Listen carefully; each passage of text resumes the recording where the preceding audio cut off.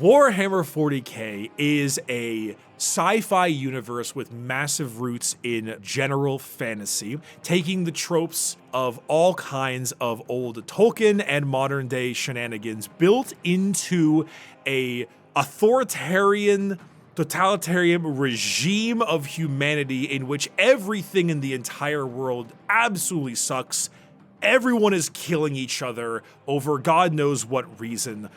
And basically, life is a living hell.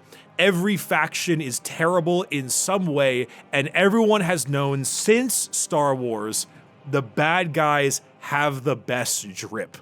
So you don't need to play morality, just be the villain and revel in it.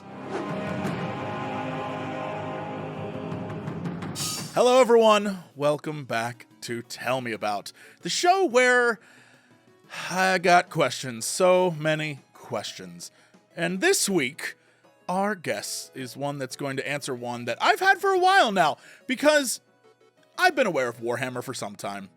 It's been a part of my life, like in the periphery, in the background. I've played the games like Total War, I've played, Space Marine 2, I've played all the different games, but there's something about Warhammer, especially 40k, that has always been kind of like off in the distance for me. And I have many questions, despite my many attempts to deep dive in, and in fact watch several of this gentleman's videos. I figure we should actually get some answers today. So that is why I've brought on Bricky to help me out. Thank you so much for joining me. Absolutely, man. I appreciate it. It's the one thing I can do to not get me kicked out of bars. I can talk about Warhammer for some kind of job, and then I don't need to spread it out to everyone else in the world. No hyperfixation is required to push on others. My question is it you talking about Warhammer getting you kicked out of bars, or is it you talking about Warhammer keeping you in the bars? Well, now it's keeping me in the bars. Before it was kicking me out of the bars. I think it's like the bell curve. At some point, when you reach the certain level, it kind of works out a bit more. But before, yes, it was kicked out of bars because no one else understood it. But now, it's on the up and up, Yeah, I was going to ask right out the gate here. It seems like, I don't know when this started, but I would say maybe 2020, 2019, something around there, where it really, really blew up the fandom, especially for 40k. And I'm not really sure why that happened, because for years I would hear friends talk about Warhammer 40k and they'd be very hype on it, and I would in my mind just be like, yeah, you're painting figures and you're breaking out rulers to roll dice, and that sounds like a lot. And now it feels like with, Astartes, and now I guess another Astartes series, with the Secret Level episode, with Henry Cavil doing whatever it is that Henry Cavill's doing, it seems like there is more and more interest in 40k specifically, but I guess just Warhammer in general. And I was wondering if you knew why that was. The easy answer is the obvious answer. It's Occam's razor, right? It's the pandemic. During 2019, 2020, obviously, Warhammer, it's pretty big in the UK in all those areas because it's a British property. It started over there. It's pretty darn well known. It may not be necessarily like a household name, but it's very prominent there as opposed to the States. But you lock everyone in their homes for an extended period of time, and they need to do something with that time. And let me tell you, there is no better time waster than looking up the rabbit hole Warhammer lore and painting little toy army men to then have games with. So I would genuinely say the pandemic is a big one. I shouldn't discount Games Workshop, the company that owns it, strength in kind of rolling with that. They have issues. We'll probably get into that a little bit here and there. There are a lot of Magic players out there, and I'm sure they have their opinions on Wizards as well. But with that being said, I genuinely think that just having that level of a hobby, little bit more intrigue, and then just the global pandemic situation absolutely spiked them up. I think even their stock price, I think it 12x'd or something over the last 5 years. It's been a genuine huge increase. Yeah, and just in general, cultural knowledge, more and more people know about it. To the point where I can't even stress how many reaction videos of people watching the Secret Level episode and not having a clue what it was, and when it ended being like, damn, I gotta look that up. And I think that's really neat. It says a lot about what the IP is and what they can do with it. And I think for some time they haven't done a lot with it, to the point where, I think many people probably know this, but if they didn't, Warcraft, StarCraft, all of that was because they didn't want Blizzard to make the Warhammer games. Like they literally, StarCraft is straight up like the Zerg are the Tyranids and the Protoss are the Eldar. Like it's It is what it is. And you can't, the Space Marines are the Space Marines. Obviously. That was 1998. Oh, jeez, yeah. It's been around for a while. It's been since the 80s. I think it began mid to late 80s. I'm not sure if you've seen the old artwork for the old Warhammer back in like first edition Rogue Trader. Yeah. It's very like the John Blanche stuff back then. It's so like 80s hair metal, very kind of like got glam rock to it all. It's almost unrecognizable as a prop. Well, I wouldn't say that. It's certainly gone in a little bit different, but its own style is definitely come into its own. Yeah, and even going back to that Warcraft stuff, if you look at the original artwork for that, it has the exact same vibe.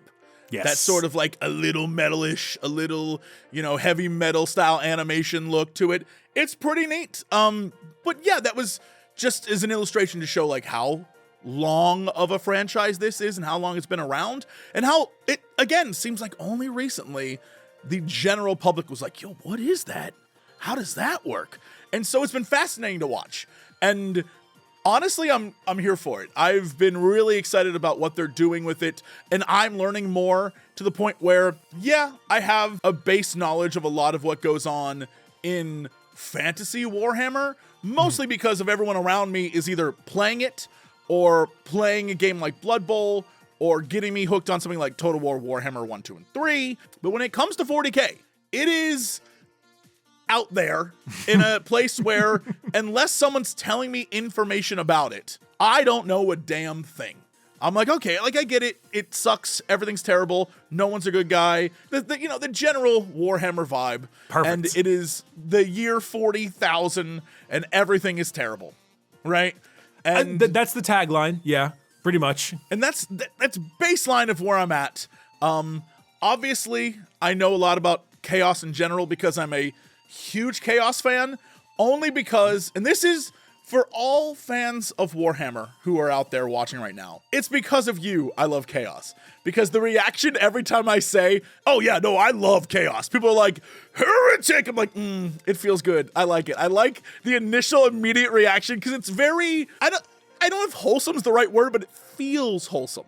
Like the community together is like, oh, that's the bad guy. I'm like, yeah, that's nice. I like that. It feels very, very in-group, right? Like you can be a part of the fandom, part of the universe, right? And I like stirring them up.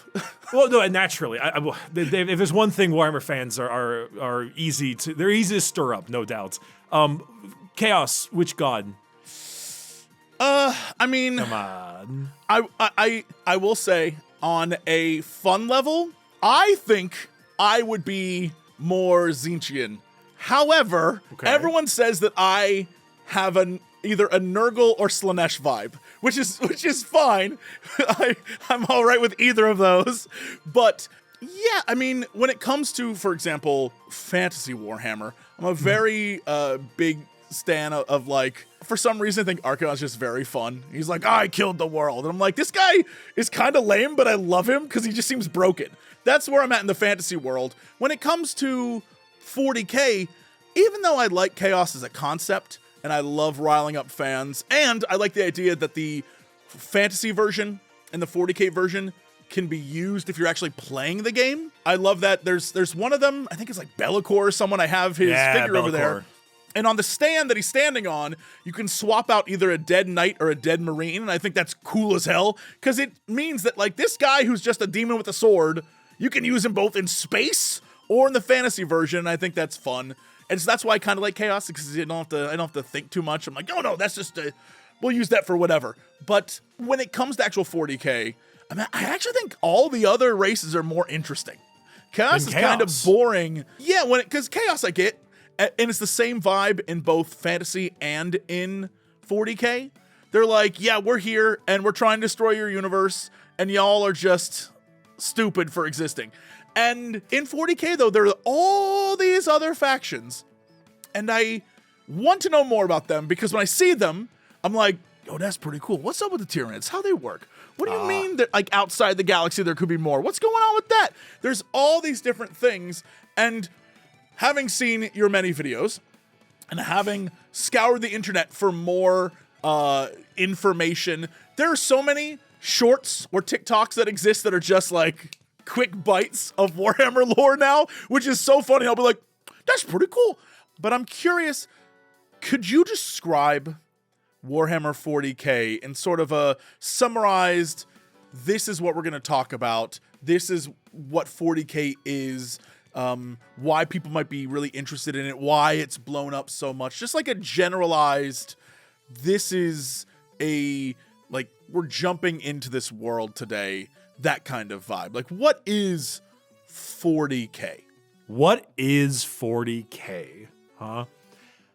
Warhammer 40k is a sci-fi universe with massive roots in general fantasy, taking the tropes of all kinds of old Tolkien and modern day shenanigans built into a totalitarian regime of humanity in which everything in the entire world absolutely sucks. Everyone is killing each other over God knows what reason. And basically, life is a living hell. Every faction is terrible in some way, and everyone has known since Star Wars, the bad guys have the best drip. So you don't need to play morality, just be the villain and revel in it. And is that why people love it so much? Because you just get to, look, we're not going to be good guys. We're just having fun, and everyone sucks. People love it because everyone sucks, and you have a great time with it. But they love it because when you get past that initial veneer, when you get past the understanding of like, oh, this is the grim darkness of the far future, you will start to learn about the characters, and you will realize that while there are no good factions in Warhammer, there might be good people, or at least engrossing characters. And so as you make your way through, you start to be like, yes, is that Space Marine over there the kind of person who, if you said, I don't like the Emperor, would he immediately kill you and your family? Definitely. But that guy is High Marshal Helbrecht of the Black Templars, and he is a G. I will hear no slander upon his name. Because you read Hell's Reach and you're like, holy, I love this guy to death. And so that's the juxtaposition. You end up loving the worst people because they're just that interesting.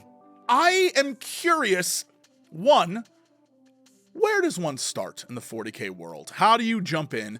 And two, can you give us kind of a rundown of what's going on in that universe and who the major players are? Sure. How one starts is a great question. And honestly, I would argue that question alone is what kept 40k out of the public consciousness for such a long time.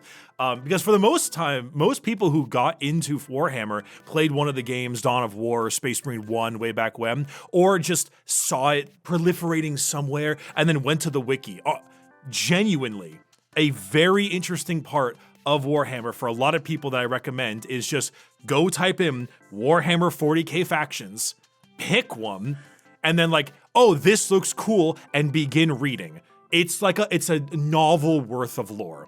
And then if you don't like it, pick something else, and then just find your spot.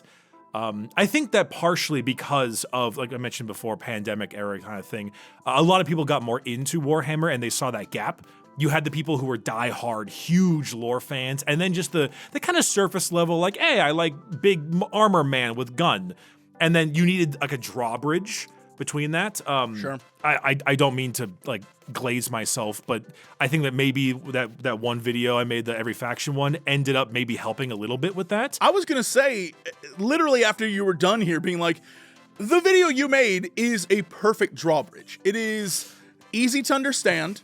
It is quick considering the amount of information, And more importantly, it's very humorous and gets across that information in a way that isn't up its own butt.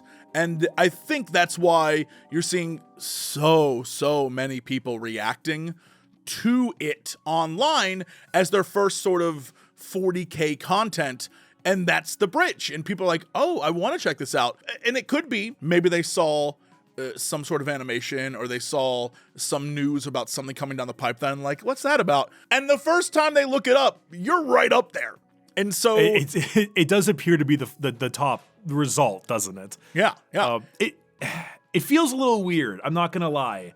I didn't make that video with an intention for anything. I mean, well, you know this. No one ever makes that video with an intention for it to do so well. Sure. But like, it was such an on the whim. It was so like, I kind of like Warhammer. I know some stuff about it. I want to make this fun little video. And I feel bad because it's not perfect. I make some mistakes in that video without a doubt. And I feel like, the pacing is a little off. But every video you make 2 years later, you hate it because you get that like old video feeling, You'll notice things, you're like, oh, there's an editing mistake. Didn't catch that. Yeah. It's fine. Yeah. And also, I feel like I've learned a lot more since then. But it could be because I feel like a lot more people have started coming out and doing a lot more Warhammer content lately. I'm a big, I'm friends with the Warhammer podcast, and they are a podcast that a Warhammer one that goes very heavily mainly into the tabletop, but like they kind of do half and half. They're a fantastic starter podcast for people getting into the actual like playing of the game. You have a lot of other really big channels that are just kind of popping up, like teaching you some of the more in-depth stuff. A friend of mine, Luton, is like the lexicon guy. He's like you graduated the kiddie stuff. Now you're going to go to Luton. You're going to get the big stuff. And so I think maybe once that drawbridge was created, it kind of like helped the foundation. And now it's everywhere. Like I don't think my video is needed whatsoever. I think there's a ton of people who do it better than I can. It's pretty cool if I'm being more than honest. Like it's just so nice to see how prolific it's been. How many people are doing it now, Like Warhammer YouTube was reserved for a couple like 10 channels, 20, 30,000 subs, very niche before 2020. Now, hundreds of thousands, tons of new folks. Like it's exciting. It's a great time to be a Warhammer fan, genuinely. It seems like it. It seems like there's a lot of great media that exists out there that is related to it right now. And going back to your video, for an example, I think it's because it didn't come off as this is, going to be a high level conversation about it. It is so very, hey, we're just gonna have a little chat about what's going on in this universe and who these people are without going into too much detail. So it feels a little bit like a 101 class. You're just skimming the surface, and that's what people need. And then they can go to the other creators who are doing like hardcore deep dives, book reviews, like getting into the actual, big lore or gameplay mechanics or, painting, that kind of stuff, where there's something, there's more and more content out there. And I just think the reason why yours hit so well is because it just seemed like approachable. Maybe. I can't take compliments, so that's fine. I'm going to keep giving them, and you're just going to sit there and suffer. Maybe you're right. Maybe you're wrong. I'll never say it. But regardless, regardless how it went, here we are. Right. Mm-hmm. So it's certainly gotten a lot more approachable for a lot of people in general. And then Space Marine 2 came out, was a huge success. Yep. Secret Level, which is arguably my personal favorite piece of Warhammer media I think ever made.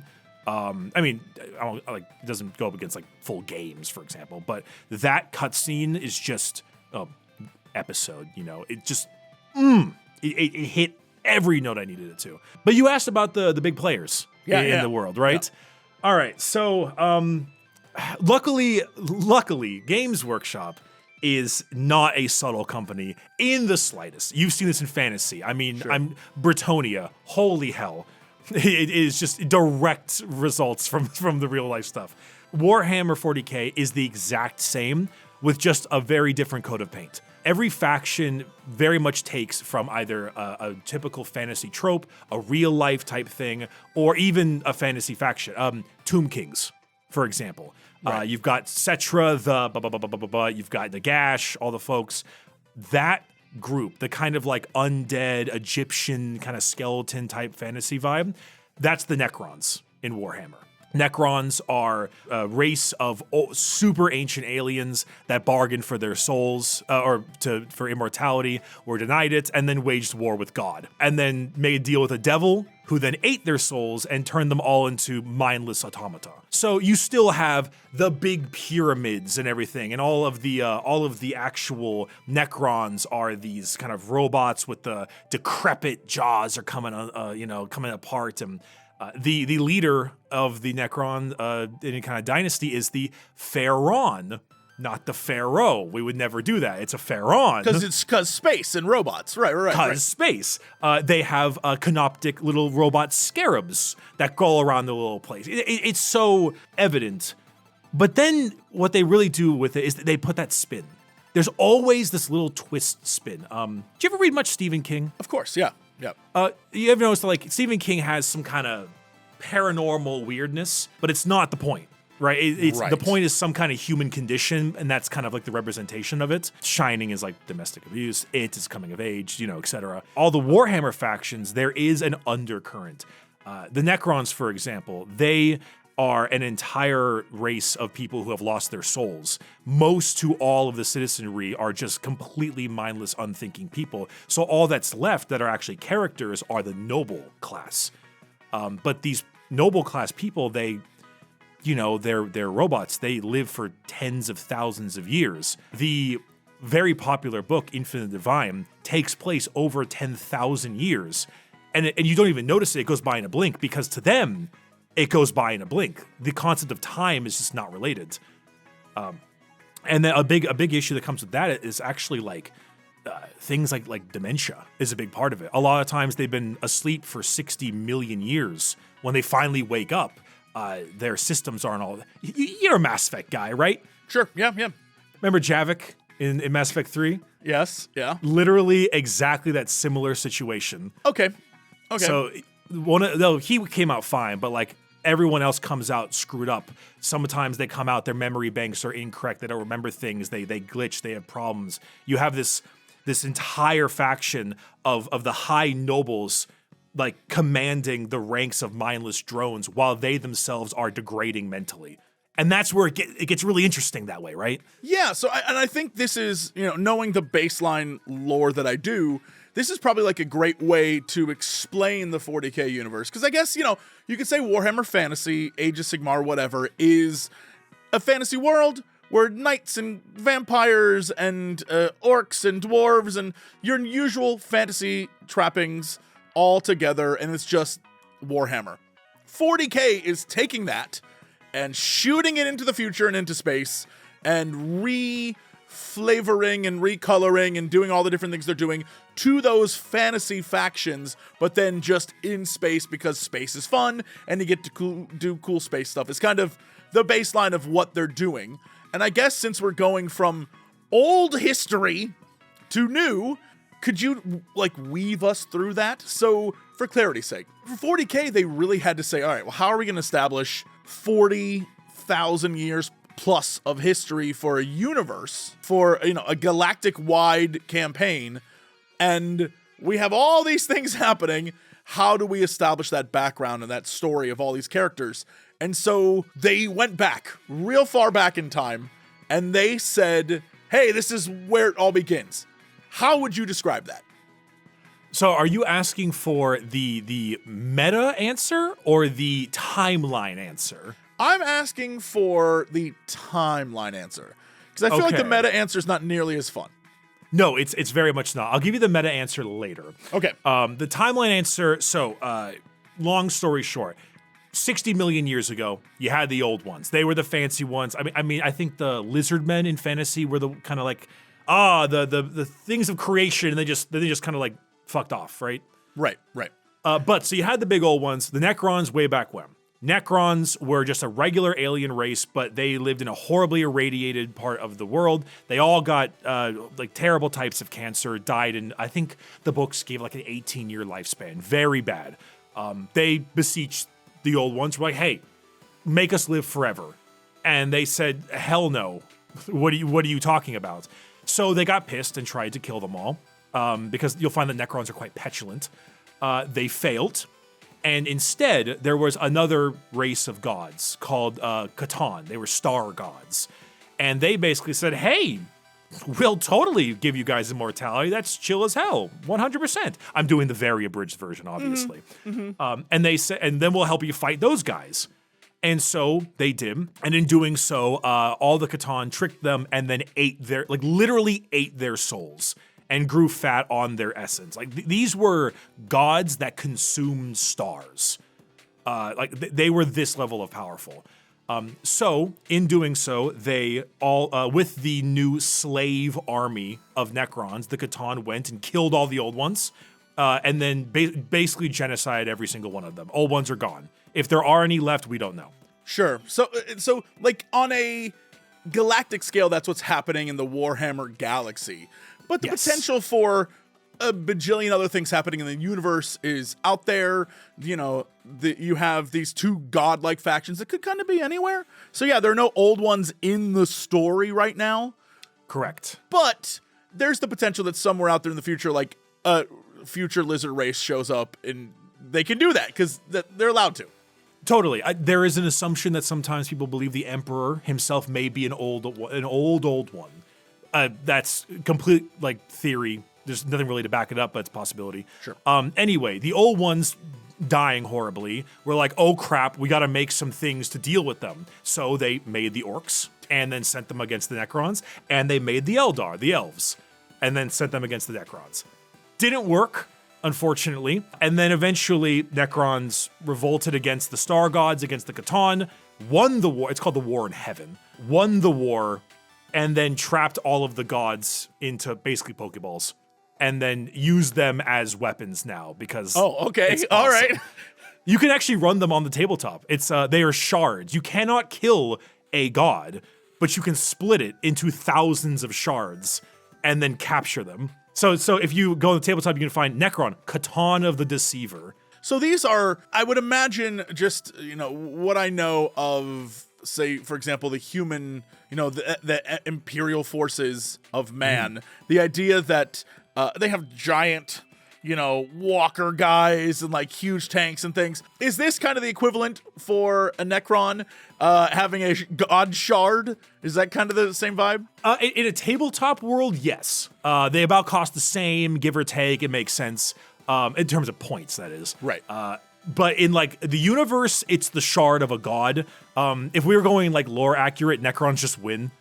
Because they're insane. The only thing holding them back is that their numbers are low and they're all not functioning so well. But anyway, that happens. They beat all the Votann and then they're like, oh crap, we're really wounded from this. And those elves and orcs are kind of beating our ass. Let's all go to bed. And so they all go underground in their tomb worlds and they wait out the life of all the other factions. So that was 60 million years ago. And so as time goes on, the Eldar become the main, strength in the galaxy. They have their time. But basically, you're jumping a 60 million year head start into now.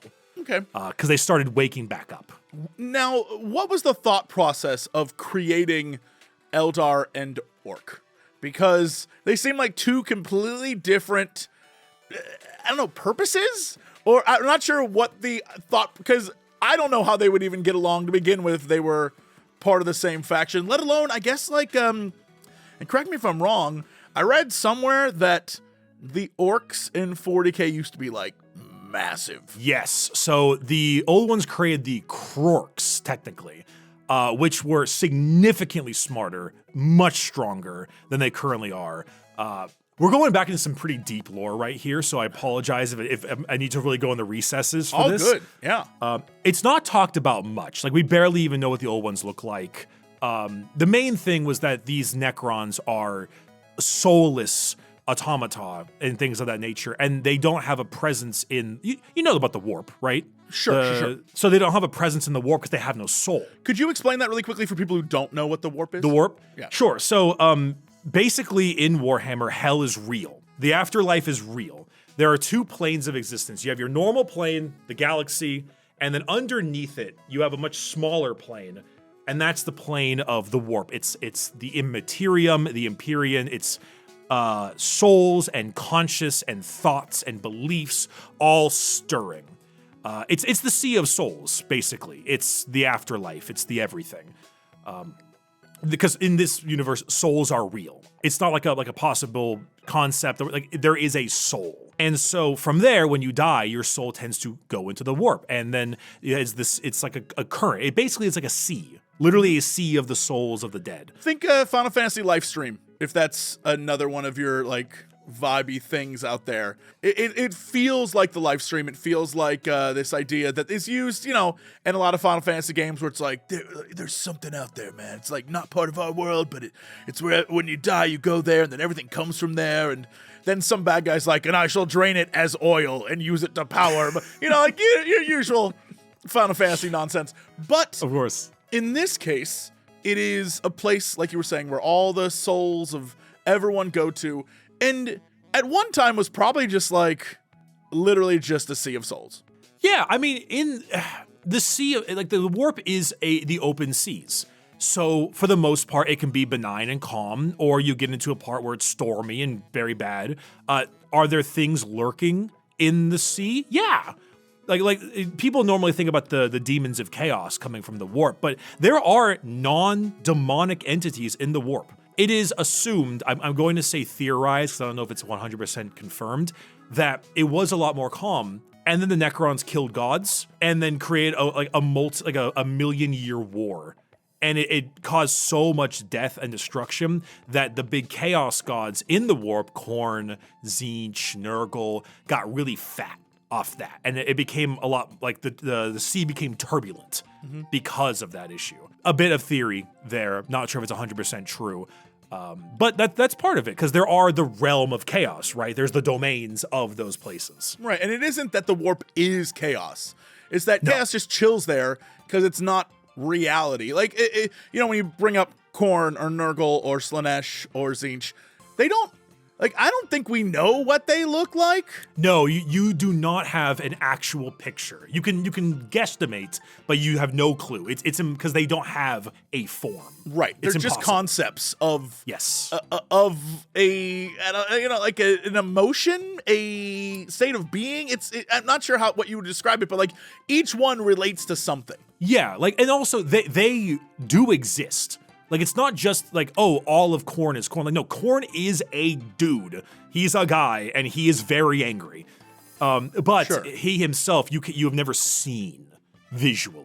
They do allude to it every so often. Like, okay, I remember there's a great story where Angron, the Primarch of the World Eaters, was destroying like a sorceress horrible thing he hated, and then he felt the presence behind him of Khorne like standing up from his throne, and he didn't like see it, but like it happened. And so you know, because it's kind of metaphysical, right? The warp has it doesn't obey reality, right? And the warp itself, I love your analogy of the ocean, because it also has, and this is just from I'm using fantasy knowledge to hopefully answer the exact same question here, and this is correct. But the idea that the warp itself, chaos, the world of that sort of Immaterium space is very much like an ocean, in that really we only have skimmed the surface. And there's like a lot more going on there that we just don't know about, and probably never will know about, and that's kind of the point. Kind of.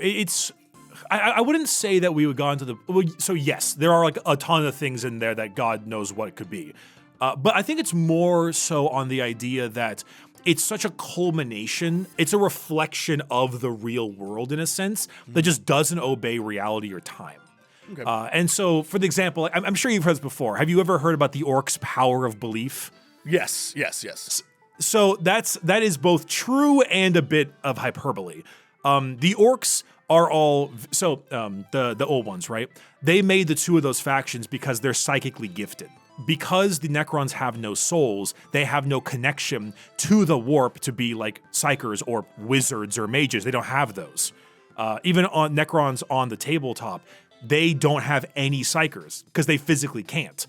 Now they have scientists that are so advanced it's like magic, but Sure. but Gotta you know, they balance don't it somehow. Right. yeah, but they don't have that. Whereas elves are very psychically in tuned. They are extremely poignant and potent with that. So it was a natural defense against the Necrons to use that power, their biggest weakness. Orcs, same deal. And the Kroorks were way better at it way back when. But all orcs got a little psychic in them. They're too dumb to use it much, except for a couple of them. But whenever they talk about the power of belief, it's known as Wa energy. Which I'm sure you've heard the word like "wah" as the orcs yell. Yes. So that's just them saying war, but with like a British hooligan slang. War. As a fan of Chaos, I love how weird it is. I love that all the units look insane, and I love that they're all sort of categorized in like, that's the murder one, and that's the horny one, and that's the like slimy one, and that's the lying one. And I love that about it, but when it comes to 40k, you can't sit here and tell me, yeah, there's a race of green guys who fly around in ships painted red because they think red makes stuff go fast, and they just believe in themselves so much that things work. When you say, I love that as a concept because it's so silly. Like, they just mash stuff together and are like, well, this is gonna fly, and then it does. And it seems insane, but that's one of the funniest parts about it is because it is. It is because of this ancient, old god-powered belief system. They can kind of just believe in themselves, and that's how they win. And I think that's hilarious, and I love that. To an extent, absolutely. I mean, Warhammer is the. You ever seen like the Wojak bell curve? Where it's like the dumb guy, the angry guy, and then the guy with the hood, right? Yeah. That is fully Warhammer. You start off with where you are right now, which is like, this is so stupid, right? But then you love it for it. But then you get into, we'll get into like the novels and stuff later, but you get into all the novels and stuff, and you experience some of the best writing I have actually read. Like, it is not like, oh, it's good for 40k. No, it is just good. And then you start to take it really seriously. And then you go past it again, and then you're like, you love it, but it is still very dumb. Orcs, 100%. Like, one orc believing in something doesn't mean anything. The difference is that there's never one orc. There's millions, if not billions, in each battle. And when a billion orcs are okay with a car that is written vroom vroom in crayon as the engine block, it works because there's a billion of them currently attacking you. Mm-hmm. Even the units, same deal. There's a great unit. I think it's the Whir Boy or the Weird Boy, where if they have like a special like brain blast attack, but if you put them in like a group of they call boys, and if the boy group is like 20 or more models, it gets buffed up because the Wa energy increases and it becomes more powerful. It's great. It's so farcical and stupid that it goes all the way around to being amazing. Yeah, and I going back to these two created factions, you have this goofy, absolutely insane, the boys with a Z rolling up and doing crazy stuff. And then you have the Eldar, who are in that high elf fantasy in space vibe where they're very serious about their business. And I love that just right here at the beginning of time, even though it's not the point, it does seem like we're just going to start creating something for everyone. If you want to be serious about this, here's your elves. And if you don't, here's your orcs. Have fun. And then from there, it goes on to even more variation and more different races to play with. And I think that's very creative on their part. Absolutely. I was on a little stream a bit ago with another couple of people, and one of them who does a lot of fantasy Warhammer, his name is Lore Master Sotek. First time meeting him personally, he has a nice little channel that talks about all the fantasy stuff, but he specifically said one thing, which is it's all about your hammer. It's not about you. Like, you will not like all of it. Sure.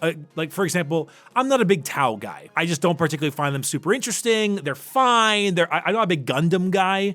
So even though I'm like a huge Armored Core simp, we take what we can and we don't. Sure. But I just not my favorite faction, whatever. Immediately juxtaposition that whole thing, like the Imperial Guard. I'm a massive Guard simp. It is dudes from the 40s, like in World War II tanks fighting demons. It's so silly. But then you get a book like Gaunt's Ghosts, and it becomes the best Band of Brothers book you've ever read in guys from the 40s fighting demons, right?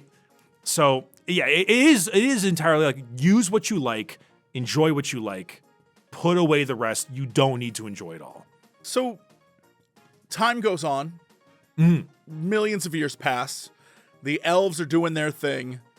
Then what happens? So the elves rule the galaxy for a while. The Eldar. I guess we should specify that. Yes, the Eldar rule the galaxy for a while. Problem with the Eldar, as we know, elves in fantasy and stuff, they have very heightened emotions. They're very like kind of more sensitive with that kind of stuff.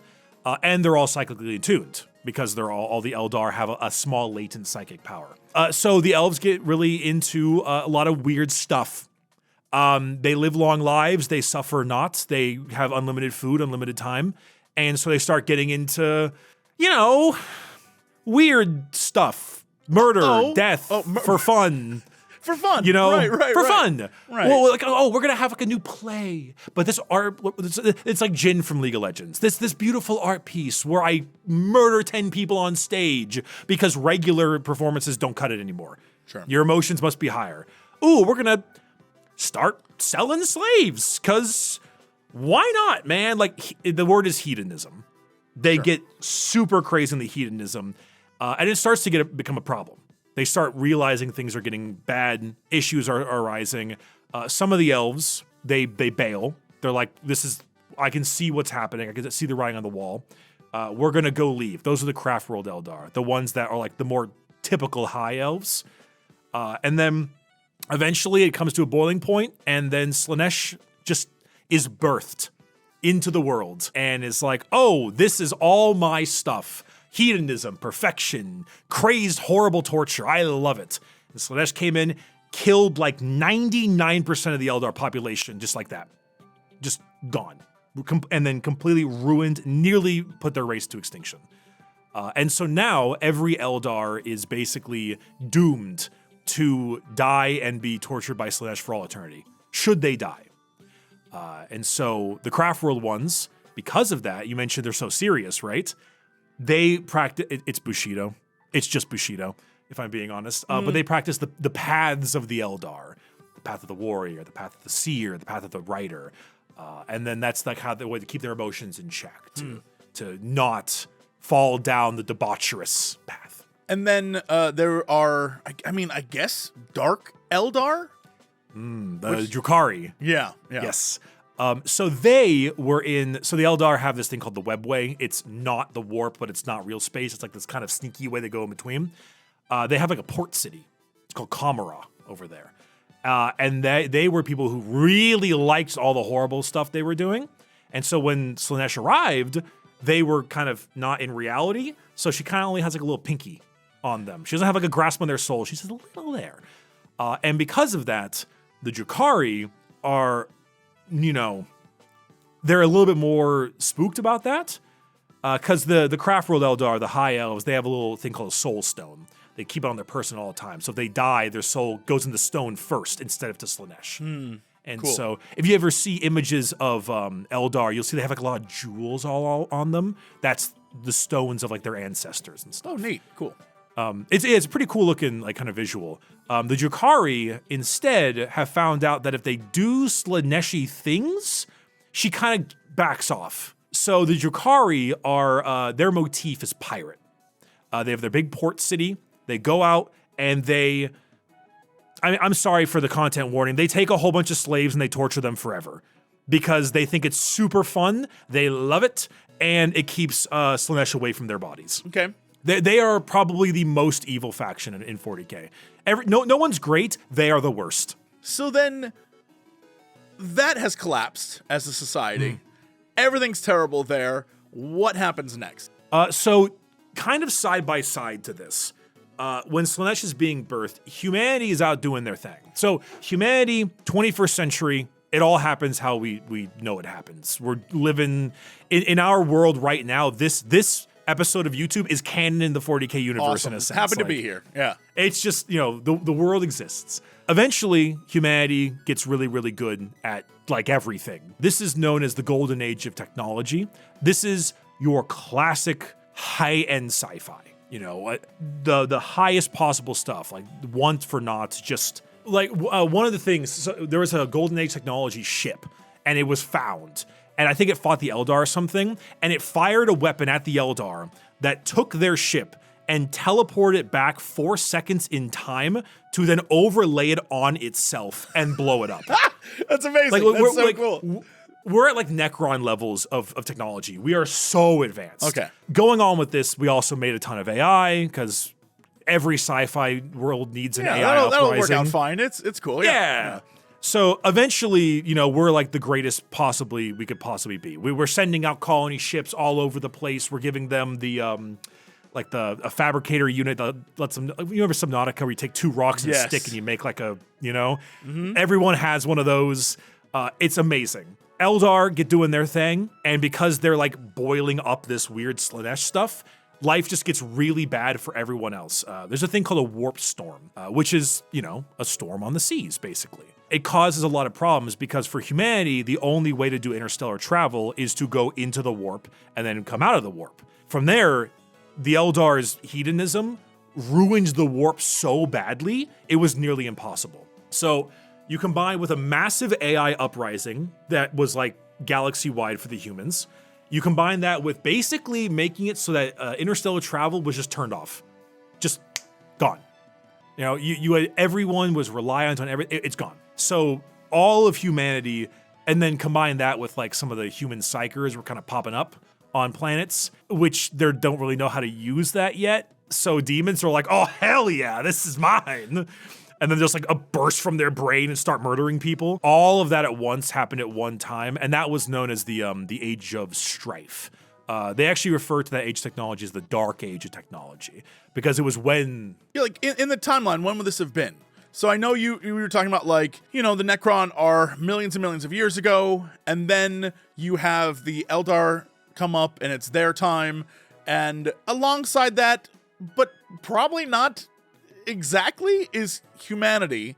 And so what was how long did it take us in this fantasy world, this universe, to get from, us on this podcast to we're in space and we have AI? Like, what was that time period? I'm just curious because, eventually we have to get to 40k. Right. So I actually had to look this up because I actually forgot myself. It was from 15th to the 25th millennia. Okay. So 15,000 or 16,000, whatever, to 25, 26. All right. And then that was the onset of the Age of Strife. It's also known as Old Night on human Earth. And that was from about 5,000 years, from 25 to about 30-ish. It actually ended when Slaanesh was birthed and the Eldar were all destroyed. Because it was this kind of, it was like bursting a big bubble. Mm-hmm. All this hedonism, everything, Slaanesh arrives, eats everybody, and then it kind of like deflates. And so then interstellar travel came back online. People could go places again. But 5,000 years of no travel. Imagine if you're like a colony world that relies on food from elsewhere. Like, bad times. Right. So how did that affect those worlds? And I imagine during that time, have they delved into that with books or media and been like, well, what was going on over there on, faraway Prime that we haven't seen in 5,000 years? That's actually a great segue. So in 30K, there's something called the Great Crusade. And this is basically the Emperor, and it's the unification of humanity again. So some worlds just died. They have no food, no one can travel, they all starved. Crap. Some worlds were eaten by demons because there's warp everywhere. Some lived and survived. Some fell to chaos. Some, you remember, I'm sure you've seen the big stompy robots that Imperial have. Yeah. Those are called knights. They were originally big pieces of farming equipment. And like just things to help with, cutting down trees and stuff like that.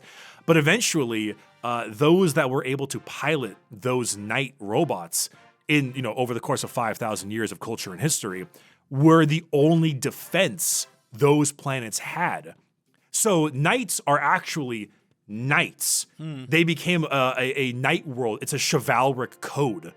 So all of the knights are very, like, they have tabards, they have codes of honor. It's called the Code Chivalric. And then they actually were the main protectors for these worlds for 5,000 years. So we have knight worlds now, and they come from houses and things like that. That's cool. Yeah, it's really fun. There's a book called Assassin Norm Kingmaker. It's you read it and you're like, oh, I'll take 6 knights, please. Like it just gets you so into it because it's all about their honor code and how they operate. It's great. From there, during 2500, give or take, to 30K, give or around, the Emperor eventually just kind of shows up. We don't. The whole point of the Emperor is you don't know where he's from. No idea. Some people thought he was like a big suicide pact with shamans, and they birthed him. Some people said that he was always around. He was just kind of undercover or something. Some people think he's an old one. I personally think if we do find out, it kind of cheapens the character a little bit. Yeah. So it's nice to know, like, we just don't know. But he eventually shows up. He leads this big old unification on Terra. It's called the Unification Wars. Terra is Earth. In this situation, they just call it Terra. And then he kind of sends them all back up together, puts them all back together. And then from there, he's like, okay, now it's time to go out and reunite humanity. I am curious if he's around 5,000 years running a crusade, how, as you said, came from somewhere we do not know, could be one of the most powerful people in all of existence. He just also could live forever? Is he immortal or just a dude who lives a long time and aging is not perceived by people? At least in this time period before it all kind of goes down. Here's the meta answer. I'm going to have to give the meta answer to this one, is that it depends on the writer. Okay. The Emperor is probably the least consistent character in all of the universe. One that people consider him dead now, though he's not, because the Chaos tend to call him the Corpse Emperor or the Corpse Servants of the Corpse God. There's the first Horus Heresy book. The first line is, "I was there the day Horus slew the Emperor." And you've seen him on his throne. He's all like degraded and decomposed. Very famous. I think I don't know if that's real art or fan art, but it's like the most famous Emperor picture. Every time anyone has a video, it's always his corpse ass on that throne with this weird little eye thing. Yeah. No, that is official art. That is an official artwork for him. We just don't know. So the Emperor is an insanely powerful psyker, and so powerful that he can kind of make himself look big, look small, adjust how he appears to people. He can kind of hide in plain sight. Because the dude's like 16 feet tall, if he wants to be. Or he's 10 feet tall, or he's 12. It depends on the writer, again. But you can consider him somewhat of a godlike being. But now we're going to get into some philosophy, like define a god, you know? He has powers beyond the normal person in a way that we would perceive them as, it's one of those like, we just aren't capable of doing the same. So he's like, he has godlike powers, basically. Right, exactly. But at the same time, whether or not he is considered a deity is a major story point of the Horus Heresy. Right. And defining him as a god. Yeah, one of the things I actually really do like, and this might have been from one of your videos, I do not remember, or maybe I just picked it up along the way, but I love the idea that during his time alive, as he was bringing everyone together and he's trying to reunite mankind, he's trying to do his best for humanity, he's really adamant about like, don't worship me, I'm just a dude out here doing my thing. And then the minute he dies, air quotes, everyone's like, we will create a society based around him as our god. And if you don't like that, we're going to kill you because you're a heretic and he is our god. And I think that's really both clever as sort of a foundation for humanity of this time period, but also just like a neat story detail to add that he's like, no, please don't. And everyone's like, okay, we will. Yeah, they martyr him immediately. It was actually a thing that was kind of already happening. A lot of because it's like, there's an old meme that's basically like, do not worship me, said the 10-foot tall golden demigod that lives forever. Right. Gods are awful. Like so for the Emperor, the reason why he didn't want that is because he believes the existence of religion in its own right is a problem, because eventually that will dovetail into the other gods, which are chaos. Right. Because, like, for example, Nurgle, right? Nurgle is the god of pestilence and decay. But every chaos god has a flip. There's the good and the bad. So the Nurgle is also the acceptance of life. Right. Everything rots, everything decays. Therefore, to allow it just to happen is in its own right a good thing. If you were to pray for the salvation of a loved one to live through like a cancer, you are feeding Nurgle. Eventually, you know, like that planet over there is 5,000 years old. Like they're going to pray to a bunch of stuff. You can't watch them the whole time. So eventually, a demon of Nurgle might answer your prayer. Maybe in the way you want, probably not. And the next thing you know, you've got a demonic incursion and your planet's dying. That's one of the things I really enjoy about chaos as a concept is that double-sided idea of, you know, if you're a guy who is corrupted by Nurgle, yeah, you may be rotting away and just the grossest dude who ever lived, but you feel great. You've never felt better. Yes. And I love that. I love that idea. And I can understand why people would fall into that. And so it's very interesting that then you would have the Emperor be like, yeah, no, everything can lead to corruption by demons because it's all connected in some way to something that they have their hands in. And so I didn't know that. Right. That's interesting. Well, one of the more, a phenomenal book. It's called The First Heretic, and it follows Primarch Lorgar of the Word Bearers. And Lorgar was birthed on a planet that worshipped chaos, that he didn't realize worshipped chaos. They had like a different spin on it. For example, in one of the Eisenhorn books, the first planet they go to worships the sun, but they worship the Emperor as the sun. Which is not like an abnormal thing. Like it's just how they see it. Sure. Lorgar is one of the people who was like, the Emperor is a god. He is a god. And then eventually the opening of the first Heretic book was the Emperor basically being like blowing up his Jerusalem and telling him like, stop it. He was very upset. And so Lorgar eventually was like, okay, if the Emperor is not a deity or whatever, I will find deities worthy of worship. Gotcha. And it led him down the chaos route. And it's interesting as a concept to say, hey, don't worship me, but also have him be the one guy who can keep them traveling. Because as you mentioned, warp inaccessible, no one's for 5,000 years, it's all a mess. But the Emperor, I guess, is able to get people through. When you okay, so oof. We're like it's because I have to build upon what I've already mentioned, right? So Sure. it's like everything is built upon. We're doing the iceberg thing. So you have the warp, right? So I just learned that. I actually learned this like a few months ago. It's wild to me. So do you know how to ship travels in 40k? It depends on the faction, but at least Yes. my understanding would be that For humanity. Right. That a lot of basically the Emperor is kind of like, I don't want to say lighthouse, but he's the beacon. He's pointing them in a direction. They can use the Emperor, even in his decrepit, semi-dead, semi-alive state where he's just on his throne.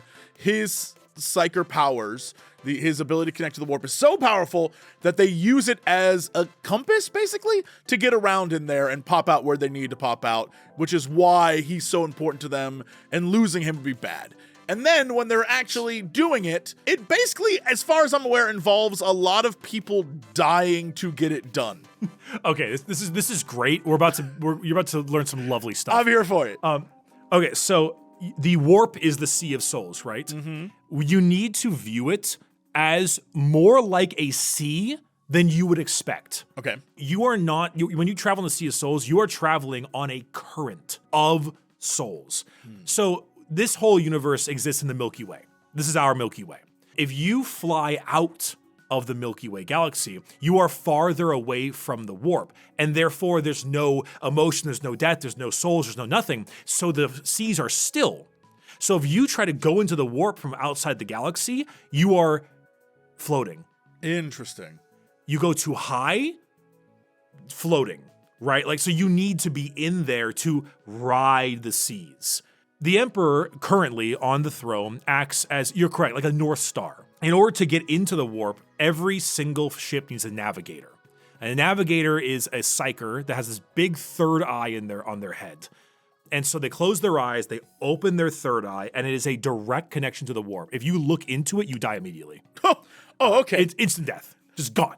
It's the third eye's power, and so they are on a ship. They're all like hooked in everything. They close their eyes, they open their third eye, and that makes a warp jump into the portal, and they navigate the ship through the warp. When they open their eye, they see the Emperor's North Star, and they know exactly where to go from there. Now, the farther out into the reaches of the galaxy you go, the dimmer the star becomes, the harder it is to see. Now, you might be asking, how the hell do they survive in the Sea of Souls, right? Because if you go into the warp without a shielding, demons will immediately invade your ship and kill all of you. And so what they have is a thing called a Geller Field. Now, most people know of the Geller Field as a shield for the ship to help protect them against the demons and stuff. I found out like a month ago what a Geller Field actually is, because everyone just knows it as a shield. What it actually is, it is a comatose psyker that dreams, and they dream a projection of reality in unreality. So you have the ship. The field is not a shield. It's not a shield. It is a zone of reality that they travel to. So if the psyker dies, something goes problem, you go into unreality, and all the demons just completely screw you over. That's fascinating, because it does seem ridiculous. Like it seems like a lot of effort goes into being able to do this. It's a lot more complicated than most sci-fi warp technology where you press a button and you just are there. This is a process that seems more akin to what you're saying, traveling between, North America and Europe circa, 1400s. It's that kind of, it's a little dangerous, and people will not make it. And I don't know how true this is, I'm also thinking that I read somewhere that also just to get the engines working, people are constantly exposed to radiation. There's just a lot of, like, the Emperor himself, just to be kept alive, they're sacrificing people to him constantly. I guess for him, there's like constantly killing people. There's like it goes back to the idea that in your mind you're thinking, humanity, hell yeah, we're pretty cool. But in this universe, in this setting, in order to keep the system functioning, they really aren't that great. It's kind of like a theocratic, bureaucratic hellscape. Yeah. So to get a little meta here, Warhammer was conceived in the 80s, right? Late 80s. There's an orc war boss, the most popular orc. His name is Gazkul Mak Uruk Thraka. Does that sound like anyone to you at all? Gazkul Mak Uruk Thraka? Mak Uruk Thraka. No. Margaret Thatcher. That's Margaret Thatcher! But in orc speak, that's hilarious. Are you kidding me? That's so funny. One of the Inquisitors is like Obi-Wan Sherlock Costello. Like, it's just, they just don't care, man. It's farcical, right? A lot of early Warhammer stuff. Well, in the beginning, it was just like, cool 80s, it's badass, right? But as the lore has been fleshed out, they do put a lot more emphasis on the big brother, totalitarian, just like horrendous regime that it's become. The Emperor itself, he's a tyrant. He's a dictator. Like, anyone who disagrees with him is generally killed. And then anyone who doesn't believe in him is now killed. Right. It's this combination of massive political bureaucracy mixed with a heavy amount of religious zealots that inform the state. It's a little...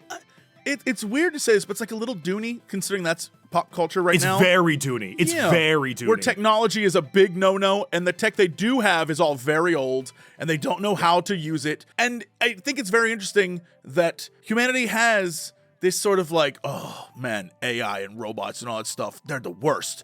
But also, we have friends on Mars, and that's their whole vibe. And I think it's like a fun, weird, hypocritical thing where they have a machine god on Mars, and they're like, yeah, let those guys do their thing. But also, we hate all that.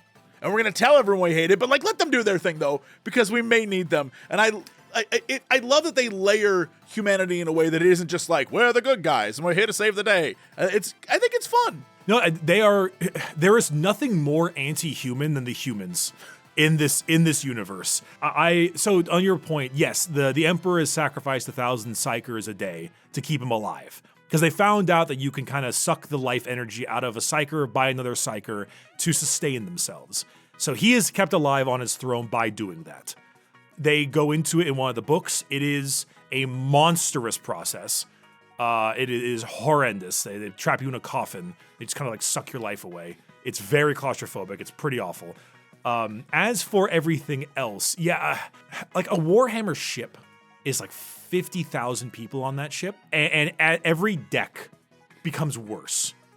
There are gun gangs. You have a gigantic like frigate with a huge cannon on the side, and it is manned by the gang of like 100 people there, horribly mutated, horribly irradiated, dying, and with their like Admech, the Mars guy, with a giant cattle prod and whip.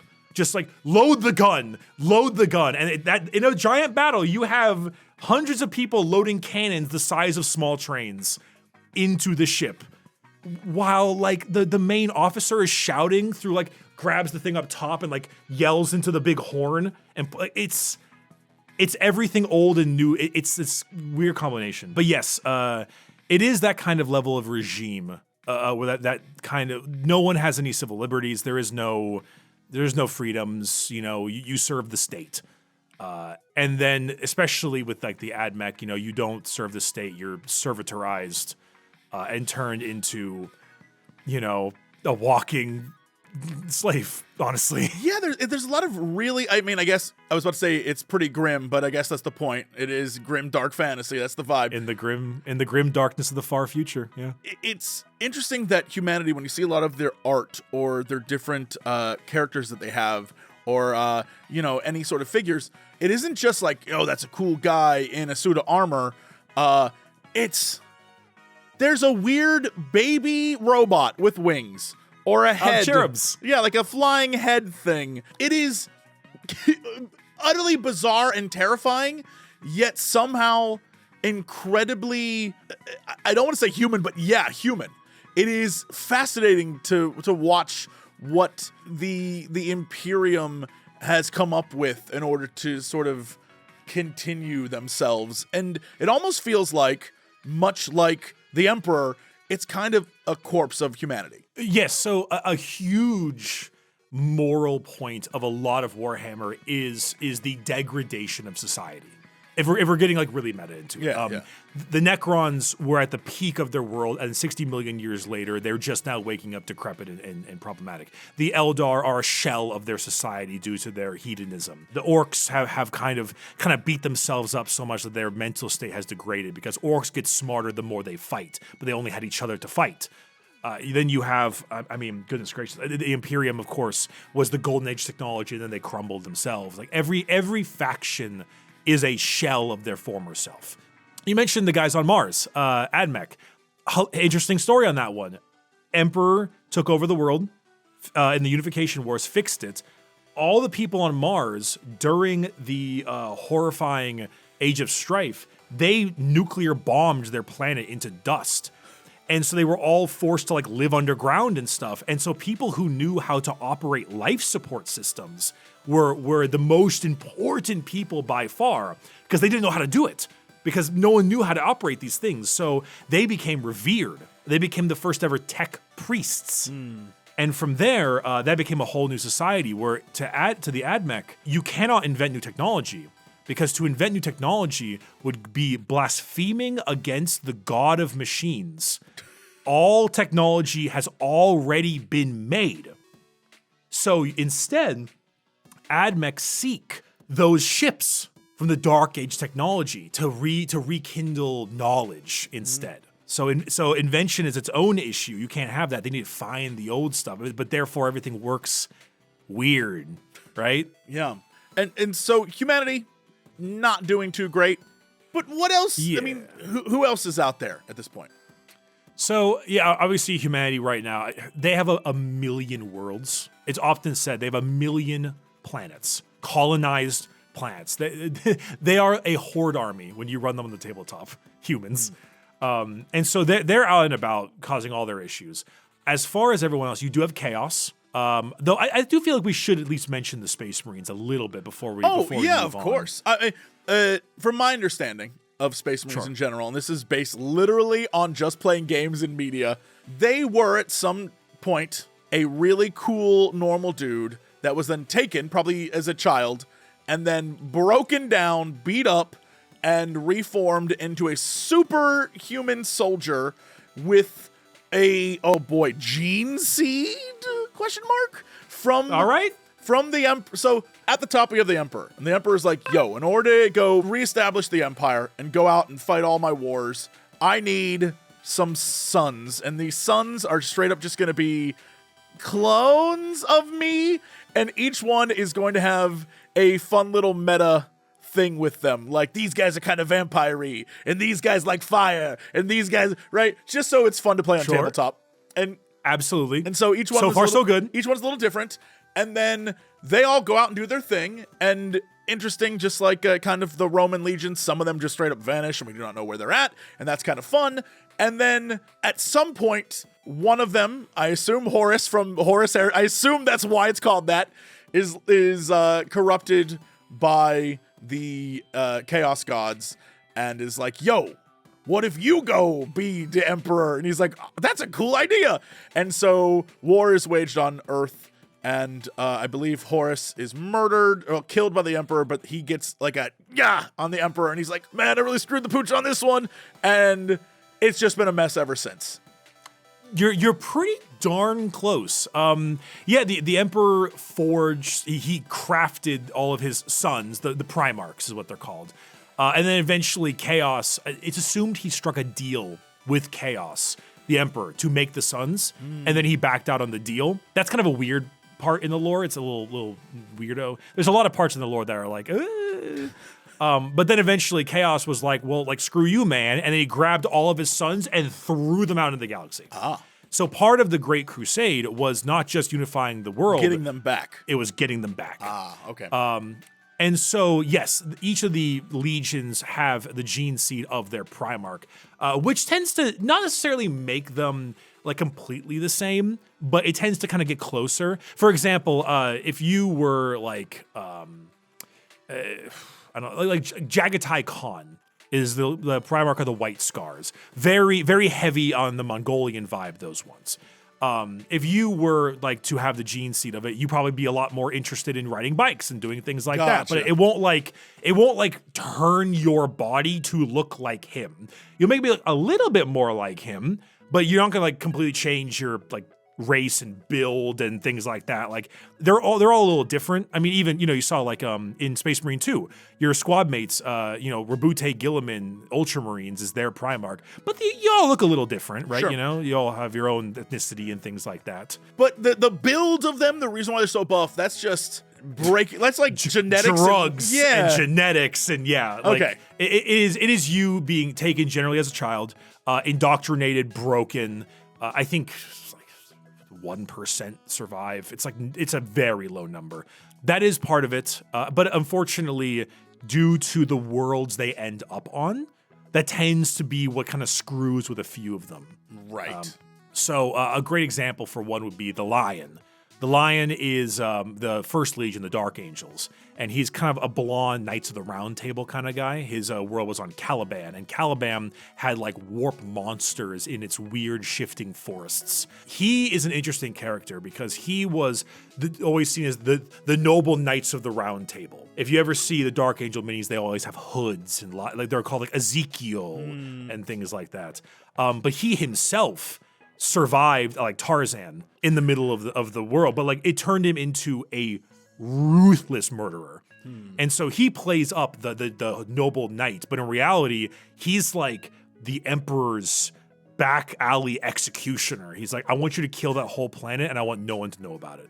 On the flip side, Leman Russ. Leman Russ is the Nordic one, the space wolf guy. He plays the savage. He's this like grumbly, drinking mead all the time, eating a bunch of like fist fighting wolves, that kind of guy. But underneath, he's actually like a real caring kind of person, one for the people. Yeah, that's the little I know of, and again, I'm not sure who they are, but the faction of Space Marines that kind of has the I don't want to, like, I'm trying to think of the best words. I don't want to say Chaos Dwarf, because that's not what they are, but they literally look like they live in a volcano. They're the coolest looking dudes. The salamanders. Yes. The green armor, yeah? Yeah, they look cool as hell, but also from what I've read, they're just like pretty chill dudes. They're like, hey man, you're doing all right. Yeah. Yeah, so that would be the salamanders. That's Vulcan. Vulcan is this just behemoth of a man. And he was dropped there on Nocturne is the name of the planet. It's a volcano planet. That explains that. Yeah. That makes plenty of sense. And so a lot of the culture of people there have had their skin look very it's very like an ashy black color. But because of their culture there on Nocturne, they're very much into blacksmithing, but also very familial. I think the only Space Marine chapter lets you see your family afterwards. After you like get taken to the Space Marines. Maybe don't quote me on that one, but if there's others, it's like 2. Sure. So they tend to be a lot more of like, we're stalwart protectors. We are there for the humanity's citizenship. Because most Space Marines see themselves above humans. Right. I don't know if I'm sure you played Space Marine too. Like half the time your squad mates are like, you stupid guardsmen, fight better, idiots. Right. You know, they're kind of dicks. Yeah, and it's in all media. Anytime there's a guardsman, anytime there's a normal human, it's very funny to watch the reaction anytime a Space Marine shows up. Because either they're like, oh, shit, or they're terrified. There is no in between. Yes, that is, I mean, to a regular person in Warhammer, seeing one of the Emperor's angels is like, oh my god, right? It is a world-shattering view. It's funny because like then you have like the orcs, right? And the orcs have muscles the size of like tires. And they're enormous. They're dense and huge. And so you see an orc and they're walloping on people and they're hitting them with like clubs. And then a big orc arrives and just rips a Space Marine in half. And then obviously all the guardsmen sitting there are like, oh my god. Like, oh, we're so doomed. Right. And so it's interesting, but Space Marines themselves, yeah, they are the face of the franchise, but they are in very short numbers technically. 99.9% of humanity's wars are fought with the guardsmen. Right. Yeah, the Space Marines are there for a surgical strike. Just dudes. And that's exactly what the Secret Level episode was. It was a surgical strike with, 4 dudes going against a straight up just horde of chaos. It was cool as hell. That was so much fun. I loved that so much because the entire episode, you're like, what the hell is the coffin? What the hell are they dragging across the way? I didn't know. I was like, what is that? What are they doing? And then they get there. And I guess because this is like a suicide mission, they just didn't want to waste a librarian, which is a Space Marine psyker. And so they just brought their psyker in a box to help them against the demons. Because he just pops out and he just starts doing a chant. I'm like, what the heck is this? That was cool and as hell. he dies immediately. Yeah. I thought that was totally neat. It was so cool. But I love how immediately they don't even protect him and he just dies. Well, yeah. He just gets the spear thrown at him. I think it goes to show in that moment, but also just in general for humanity, like you were saying, if you have that many worlds and that many people, life means less. There is a great story. I'm sure any of the people watching this who know me know I'm going to talk about the Night Lords at some point. So the Night Lords are a faction of Chaos Space Marines. They follow Conrad Kurz as their Primarch. He is basically like, what if Batman chose violence? Like, what if Batman loved to like eat people? And that kind of stuff. Is like his world was this awful world, and eventually he subjugated it by being like, hey, everyone gets a TV in their house. Time for your daily designated torture so that you never commit a crime. And so they're very Slavic. They have very kind of Russian accents. They're very kind of pale. Their eyes are jet black. In one of the novels I read, because it's a trilogy and it follows a group of chaos Space Marines, people who just love to maim and torture, and they're your protagonists. One of the main characters in that book is called Septimus, because he's their 7th slave. Love it. But one of the characters that in the book is a line worker for the Imperium. And he goes back to his 300 square foot hab block after his 16-hour work shift, doing a job that's so menial they won't program a robot to do it. And he's like, oh, just 7 more years of this, I'll finally be able to buy a ticket off this place to a place with real prospects. And it's such a horrible existence that the writer did it that way to be like, because he got taken as a slave later on by the main cast, and be like, hey, your life aboard this slave ship is like somehow a little better. Like, and don't get me wrong, he might just be skinned alive at some point because some dude had a fun fit. Right. But it's currently better than it was. And like, that's just crazy to think about. Yeah, it's one of those things where when you read, this is so weird, but I was reading about serfdom, like just real ass serfdom.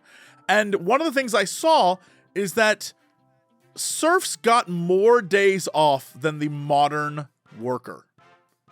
And I thought, oh, you mean real life serfs? Real life serfs. And I was really, and that hearing this makes me think of that, where when we think serfdom, we think like, what a terrible existence that must have been. But like, also, compared to modern life, what would they have said about us? I would love to know. And so the idea of a guy who is living this terrible life, and then he gets taken aboard this chaos ship as a chaos slave, he's like, I got to sleep an extra hour tonight. Like that kind of thing, where maybe you can see why, especially if it's going to be a book about chaos, you have to have that like outside in character. I can see how having that person come aboard could be very interesting to write about. Obviously, like you said, it's not a better situation. You will die terribly, but I can understand why someone would read that. Just like me reading about serfs being like, they got an extra day off tonight. What the hell? Knowing I still would never want to be a serf. But reading that, I was like, hold up, what do you mean? Maybe that's pretty cool. But in fact, probably not. Now, we've been on humanity for a while now. It's an interesting topic. It takes up so much of the universe, obviously. But other factions you mentioned. So chaos, of course, is a big part of it. You've seen the demons. You've seen those kind of groups. Though, of course, the other half of the chaos, it's funny you mentioned Horus. I mentioned Lorgar a bit earlier. I would argue Lorgar, well, we're going to go back even farther than that. There's a little dickhead named Erebus, and Erebus is the worst ever. And then he talked and convinced Lorgar to do all this awful chaos stuff, and the two of them convinced Horus to do the terrible stuff. And then everyone else fell in line. Because Horus was like the guy. Everyone loved him, so he was like the guy. There are 18 Primarchs. 9 of them turned traitor. And so they are still currently out and about. Well, some of them are currently still out and about. You have like Mortarion. He's the main Primarch of the Death Guard. So they're all big and stinky Nurgle Marines. Did you see the new Fulgrim mini that came out recently? Because Fulgrim is, he just recently got a new miniature. He's coming out very soon. He is the Slaanesh Primarch, the one that fell with Slaanesh. And so he's this big old snake boy. He's very much like ascended into that demonhood. So they're all out and about, murdering the Imperials, and because to them they consider themselves betrayed by the Emperor, and so but of course they're in the loop with chaos, so there's that problem. Sure, it's an issue. Of course, those big knights I mentioned earlier, the big zombie robots, there's chaos versions of those, which is pretty fun. But besides that, I'm sure what you're curious more about is the Xenos races, the aliens. Sure. So obviously, I mentioned Necrons before. You have the Eldar, and there's 3 factions. There's the High Elf Craft World Eldar that kind of go do their Code of Bushido on the side. You have the Drukhari, the worst people ever, who are out there doing the worst things that you could ever imagine, and probably the stuff you can't. And then you have the Harlequins, which are the dancing clown troupe. Okay. Weirdos, those guys. They are genuinely performing elves that kind of don't really have an allegiance to anyone. They kind of go around, but they're always like moving in this weird swathing dance. They're tricksters, they're schemers, they're weird, but they follow something called the Laughing God. And the Laughing God has been known to steal souls away from Slaanesh because they're funny like that. And so they're really strange. They're like performing jesters. They have their own machinations and weird schemes, but they're a dancing carnival? In my mind, I thought you were going to say, much like fantasy, high elves, dark elves, wood elves. And I was waiting for you to tell me what the wood elf version was. Now, they do have wood elves, kind of. They're called the Exodites. They're basically elves that are like, hey, we're not the weirdo ones. We're not the Dark Eldar. We don't want to be those big craft world people. We go and ride like dinosaurs on forest planets. Though they don't have any miniatures of that or anything. All right, I was about to say, like, that sounds cool as hell, but all right. It is cool as hell, but it exists, but we don't see it. Gotcha. orcs, of course, orcs are out and about. They are, if they aren't beating each other up, they're beating everyone else up. Honestly, the only thing that is really hugely different about them is that they're weird ramshackle kind of power of belief. But besides that, they're the orcs that you know and love. They talk in a British hooligan accent. They beat stuff up all the time. They have giant guns. They throw like moons at you. They're just, Love it. Sounds great. Destruction. Yeah. Easy. What else we got here? The Tyranids. The Tyranids. So they've been around since like the early 90s, I think, or the 80s, but they don't really have much lore. And that's kind of on purpose. They are the unknowable hive mind from outside our galactic rim. Basically, every Tyranid is linked via a psychic connection to the hive mind, this all-knowing whatever this thing is. And so the Tyranids, if they're going to invade like a human planet, they cast something called the Shadow in the Warp, which is like this Tyranid presence in the warp itself. So when you try to call for aid, because you call messages through the warp, it's kind of like smothered. And so very often it like cuts off all line of communication, and then you're just swarmed. Actually, that was a big part of the Space Marine 2 game. The Psychers were like, we can't call stuff. The Shadow, it's gonna kill us all. But they're basically just a hyper adaptive alien race. You shoot them with a special poison, then they start like spitting out dudes that are resistant to that poison. You have big walking mechs. They spawn the same sized bug to mollywop you. Like, they're very adaptive. And then this also kind of goes in line with the gene. Do you know anything about gene stealer cults? So gene stealers are your classic kind of alien, like 1970s alien type looking thing. They have the gene stealer kiss, which is like it infects you. And then you will then slowly pass down the gene stealer gene over the course of generations. So very slowly your genetic makeup will be adjusted, and you'll start looking a little bit weirder, and then a little bit weirder, and like, oh, at first it's like your skin is a little purpley. But honestly, in the world of 40k, that's not abnormal. If you're in like the hive sunken cities, you have like all kinds of problems.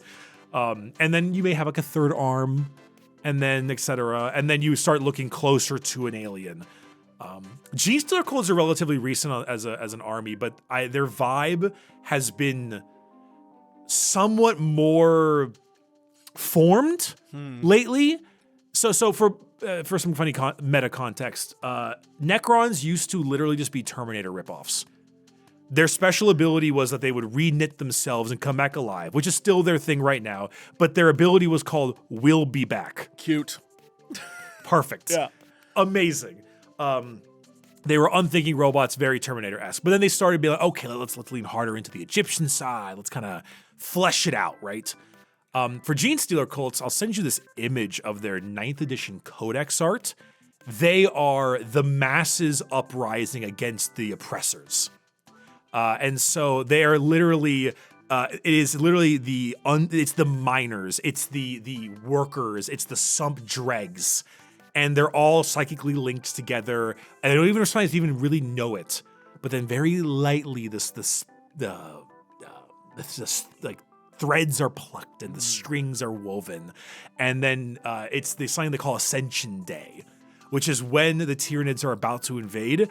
They bust out of all of the manholes in the covers, and they immediately like show that they're the right-hand man to the governor of the planet, just gets shot right there, and then a bunch of people with like mining tools and demolition charges come out of the streets, and pure anarchy and havoc. And so that's kind of their vibe. In that image, you can see they're pulling out a big statue in the background with all the tethers. Yeah, so like what happens? So the Tyranid are basically just overmind-driven space. I want to say bugs, but that's not necessarily the case. They're all sorts of crazy animal-looking things. Aliens. Yeah, again, for those of you who are more familiar with the Blizzard verses, Zerg. Just think Zerg. That's really what they are. But you have these creatures that come to your planet and eat everything. What happens to these people? Are they eaten too? So it's funny you say eat everything. That's like not saying eat everything is not even doing it enough justice. They strip it bare. There was a little short story about a governor who screwed up and didn't warn his people of the Tyranid invasion, and he was a mountaineer. And so he was climbing a mountain near the end of his life because everyone around them was being killed. He sees these giant capillary towers from space sucking up all the biomass and matter to the thing. And he was like, I am a trained mountaineer.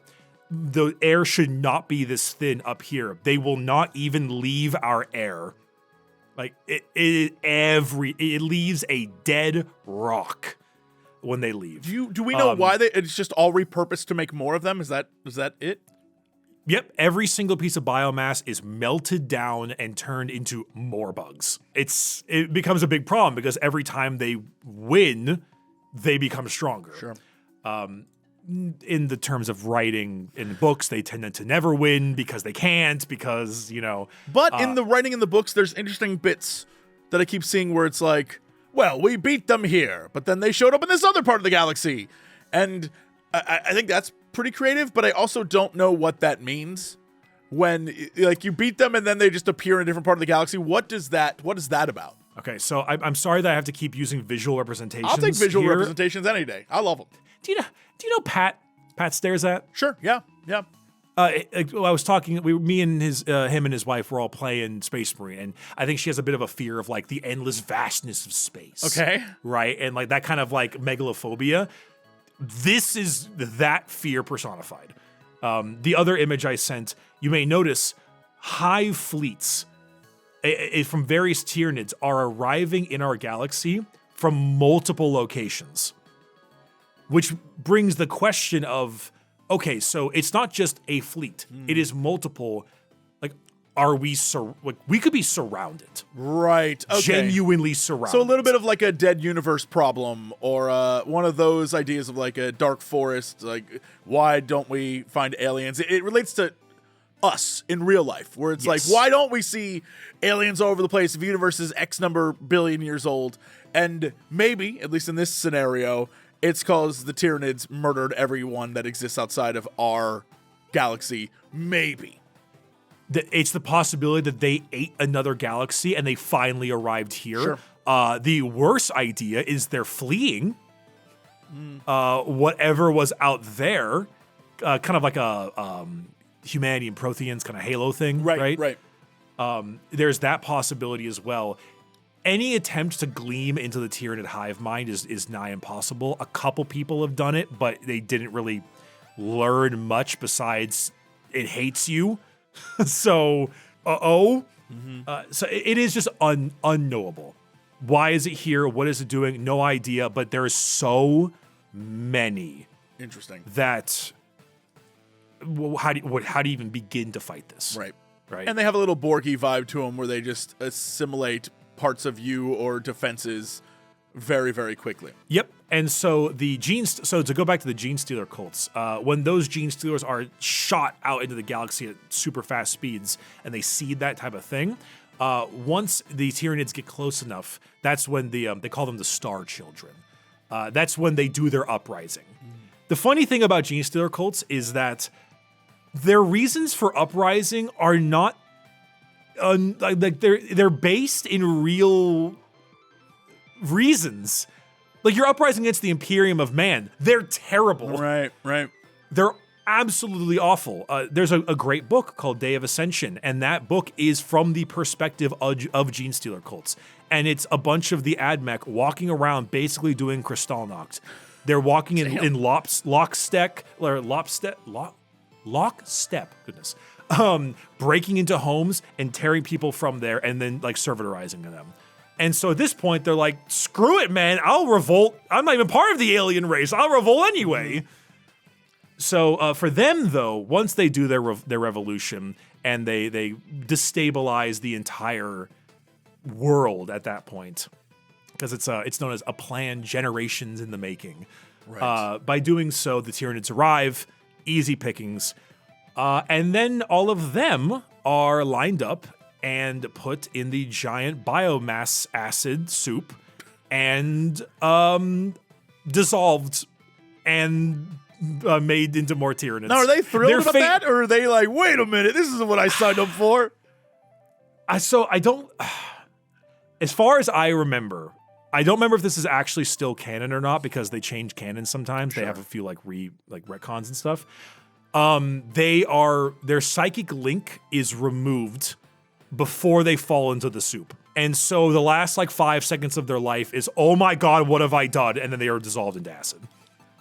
So, I mean, if you want it to be grimdark, man, that's what it is. Yeah. That's what it is. So that's the Tyranids. Who else are we missing? We're missing the Tau? Yes, your least favorite, as far as I'm aware. They're like... it's like, which chocolate cake do you like the least? It's like not the worst. Right. Tau and Votann, that's right. So the Tau are interesting. Interesting meta history with them. They kind of came out. They were very obviously Games Workshop's attempt to get into the Gunpla, big mechs, sci-fi, that kind of thing. A bit more where the Eldar are a lot more feudal Japan. Tau are a lot more kind of modern Gundam Japan. They were kind of met with a little bit of criticism because they were not sufficiently gross enough. Like, where's your floating human skull giving you information? Like, what do you mean you have AI drones? That's not right. So it's so funny. But they also came out and they were very, very strong on the tabletop because their main thing is being very, very good at shooting and very bad at punching. Gotcha. So they're the faction that's like, oh, what's that little blip on the horizon? And then a railgun just like flies through your tank. But the Tau, they are an upstart species. They eventually, I believe, humans were like, oh, that's a funny little species there. Interesting. We'll leave them. And then a big warp storm happened. They couldn't see them. And then 4,000 years later, they were like, oh my God, they have ships. So basically, they just all kind of got together. The planet unified. You know that meme of like, the world, if X was Y instead, yes. It's like, oh, a perfect utopia. That's the Tau. And they've suddenly become this new faction in the world. They're not very big. Couple star systems, like 5, maybe, which is very small. But they're high tech. And they follow kind of a caste system. So they have the air caste, the water caste, very elementalist, you know. And they look like blue people. Yeah, they kind of look like your basic, what you would imagine a sci-fi alien looks like. They're pretty much. They don't have a nose. They have a little like slit. They have like hooves instead of feet, kind of, sort of. And then they have a little bit of like not maybe like the samurai vibe, but like a little bit of the, you know, the Gundam thing. They got their big battle mechs and they have their AI drones everywhere that kind of fly around. They're kind of Geth-like in that way. Yes. Yeah. You know, got all the little like helpful hands. But it's kind of hard to talk much about the Tau because when you think here is a alien society that is expanding their reach in the galaxy. And to them, they talk about the greater good. It's the greater good. They want other factions to join their group because it's the Tau Empire. Right. The Covenant in Halo, very similar. Not religious, but in more political. Right. We want to bring people under our control for their own good, but you're not on the same level as us, kind of vibe. Like, we're the good guys. We're here to save you from yourselves, but also you are not equal to us, but we like you. Like that kind of vibe. A little bit, because the Tau, you might see the Tau, the blue people, right? But there's also the Vespid, which is this weird flying bug drone. Or the Kroot. Kroot are like strong stone, like big beak, kind of chicken looking things. Kind of like shock troops sometimes. They don't really have many other minis of the rest, but there are tons of other factions. There's I forget what it's called, but there's like a psychic bear. You're telling me there's psychic bears and we don't have a figure of a psychic bear? How? Brother, you're preaching to the choir. I have said this for so long. I cannot believe they don't have a mini for that. You can't tell me we have psychic bear people and not have stuff for them. That's crazy. But no, the Tau are an interesting faction. They're my least favorite, not because there's something that I genuinely dislike, but because the sci-fi Gundam aesthetic doesn't really do much for me.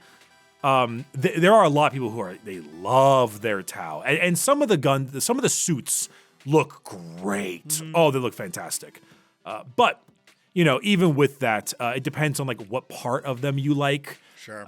Plus, there is the whole like, yeah, join us for the greater good. We're going to help you out. And if you say no, that sucks. Too bad. We're doing it anyway. And there's actually humans in Tau. They're called the Guavesa. They're human factioned Tau alliances. Like, how do they view it as serving the Tau? Like, are they, hey man, this is actually pretty good comparatively?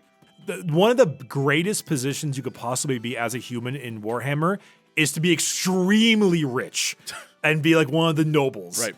Below that, if you're like a regular person, I'm sure the Tau Empire is fine. Lastly, you have the Leagues of Votann. They are space dwarves. They have been added. Are there dwarves in space? There are, as of like 2 years ago. It's very recent. Interesting. Very, very recent. Their main thing is that they're the usual dwarves. They have grudges, because of course they've got grudges. They're big blacksmiths. They make great weapons. They're short and sturdy and tough. But they're actually more corporate sci-fi. Interesting. But like you think about like all of their names, for example, they're the Cronus Hegemony and the Trans-Hyperion Alliance and the Grand Thurian League, very corporate. Their main thing is that it's actually they've done their lore quite well. The dwarves were originally humans. They try not to say that they are. They kind of like push that aside. Mm-hmm. And the humans are like, fellow human friends that are very short and stubby. And they're like, screw you. We hate you because they're dwarves. Remember Dark Age technology? They sent all those ships out to colonize the galaxy. Yes. Some were sent to the Galactic Core. The Galactic Core is a spooky place, right? A very frightening place.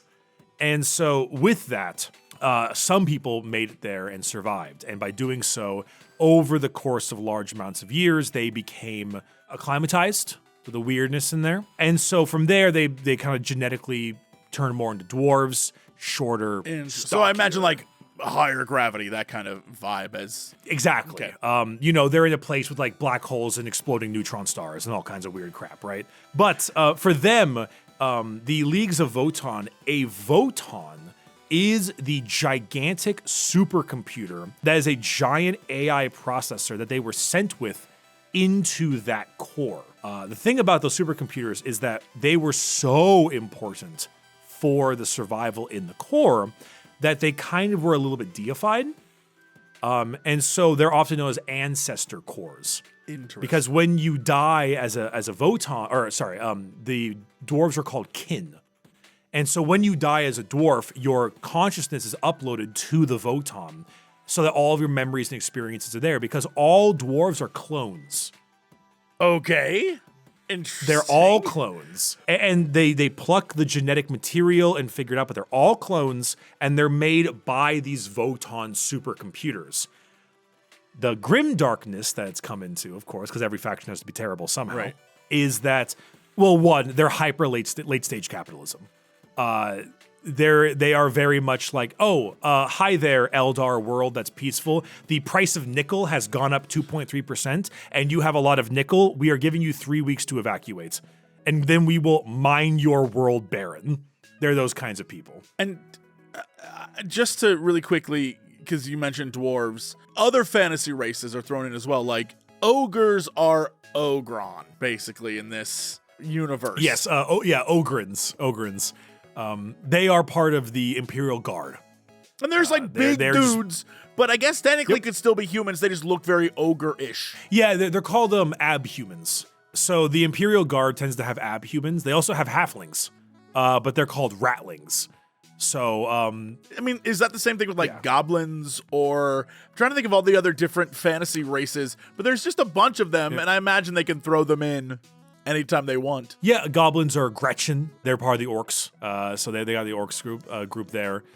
Grots is also their term. They're often kicked around by orcs a lot, like just beaten up for just the hell like of in the it. fantasy. Yeah, it's great. Very funny. Yep. They just think it's fun. Yeah. So you have these different factions and races existing, but then you have chaos coming in from, all angles, and the Tyranids coming in reality from all angles. But there's also just other weird things. And for me, that I think is the best part about 40k, because I think something about space allows you to do a little bit more than you can in fantasy. And so when it comes to the crazy stuff happening in our galaxy, there, like you said, you just don't go near that area.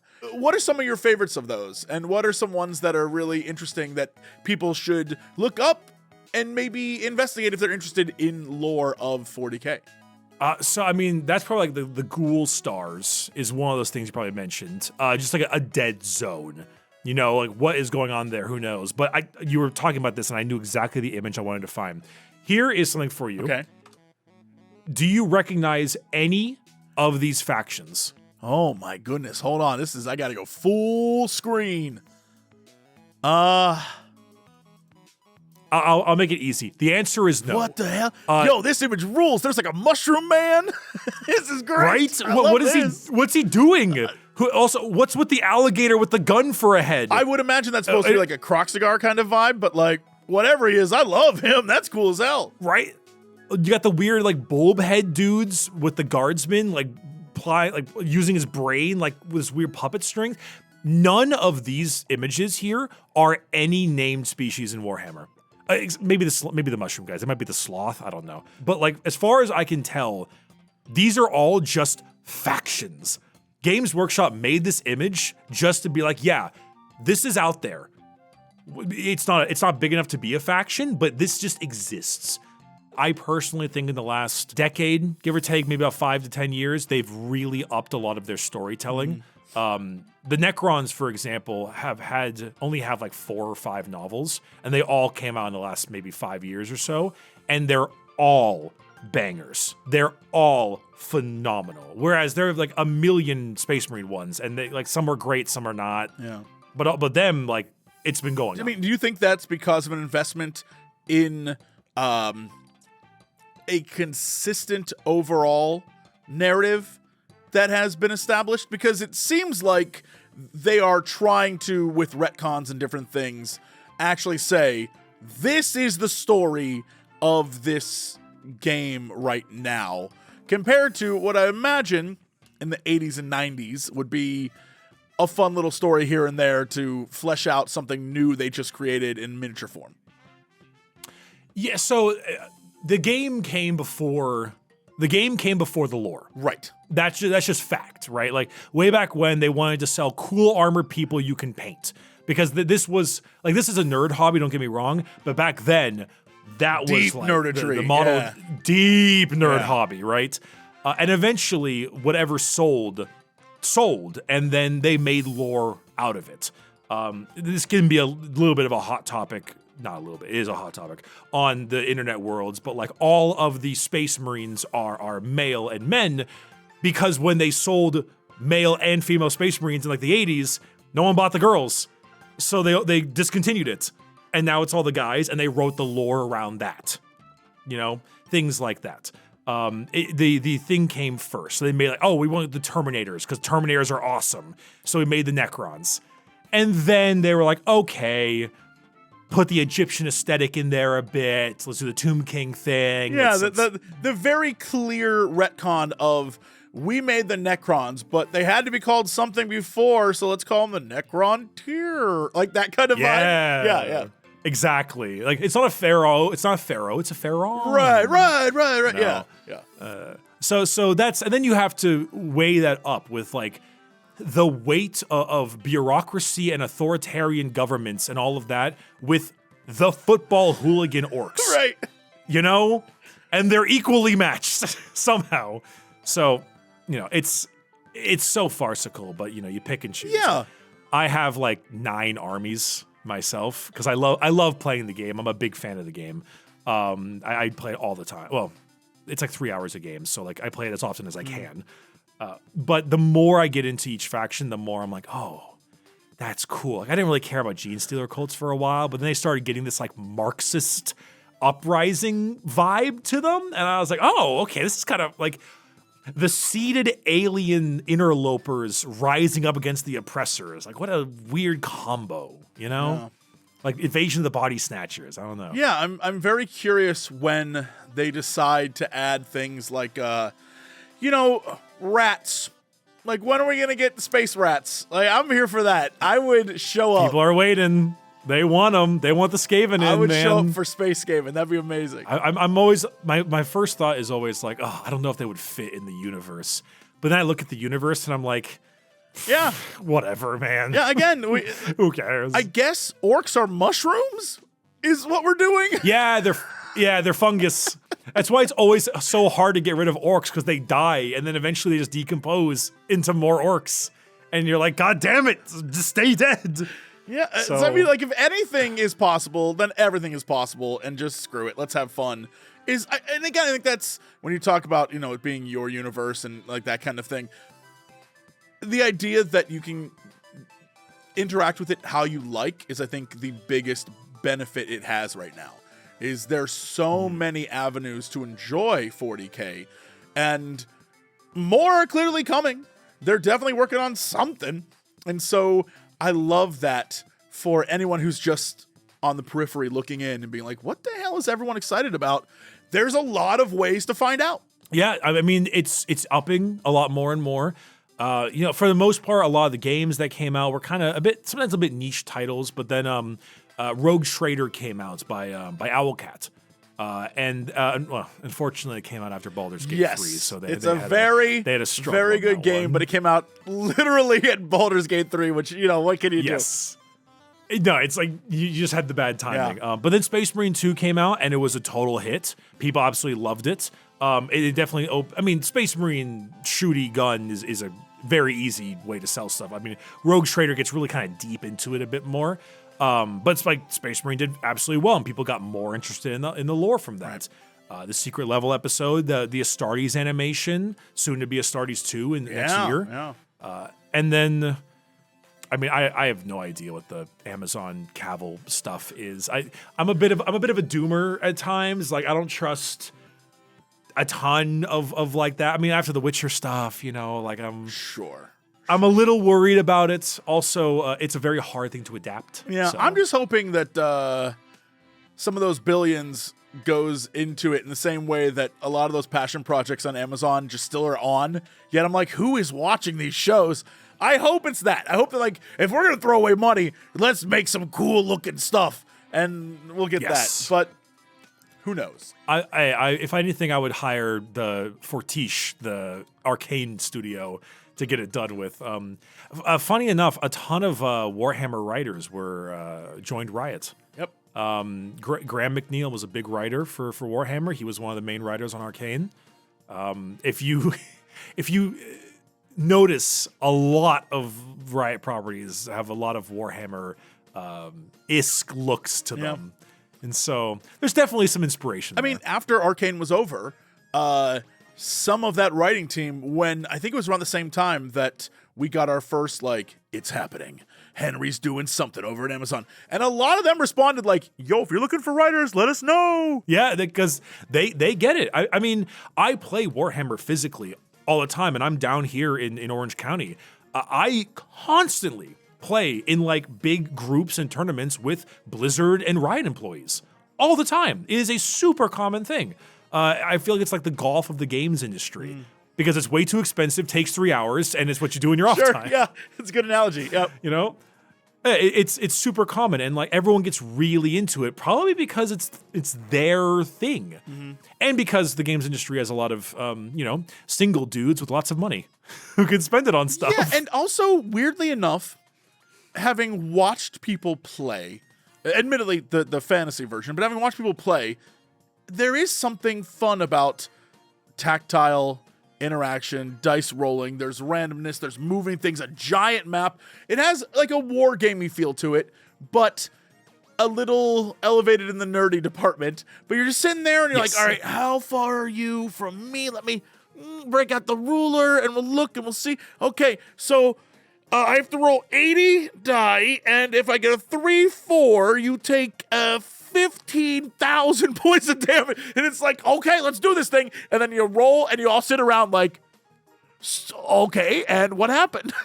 There's something about that I think is very fun. It's a lot, but it's fun.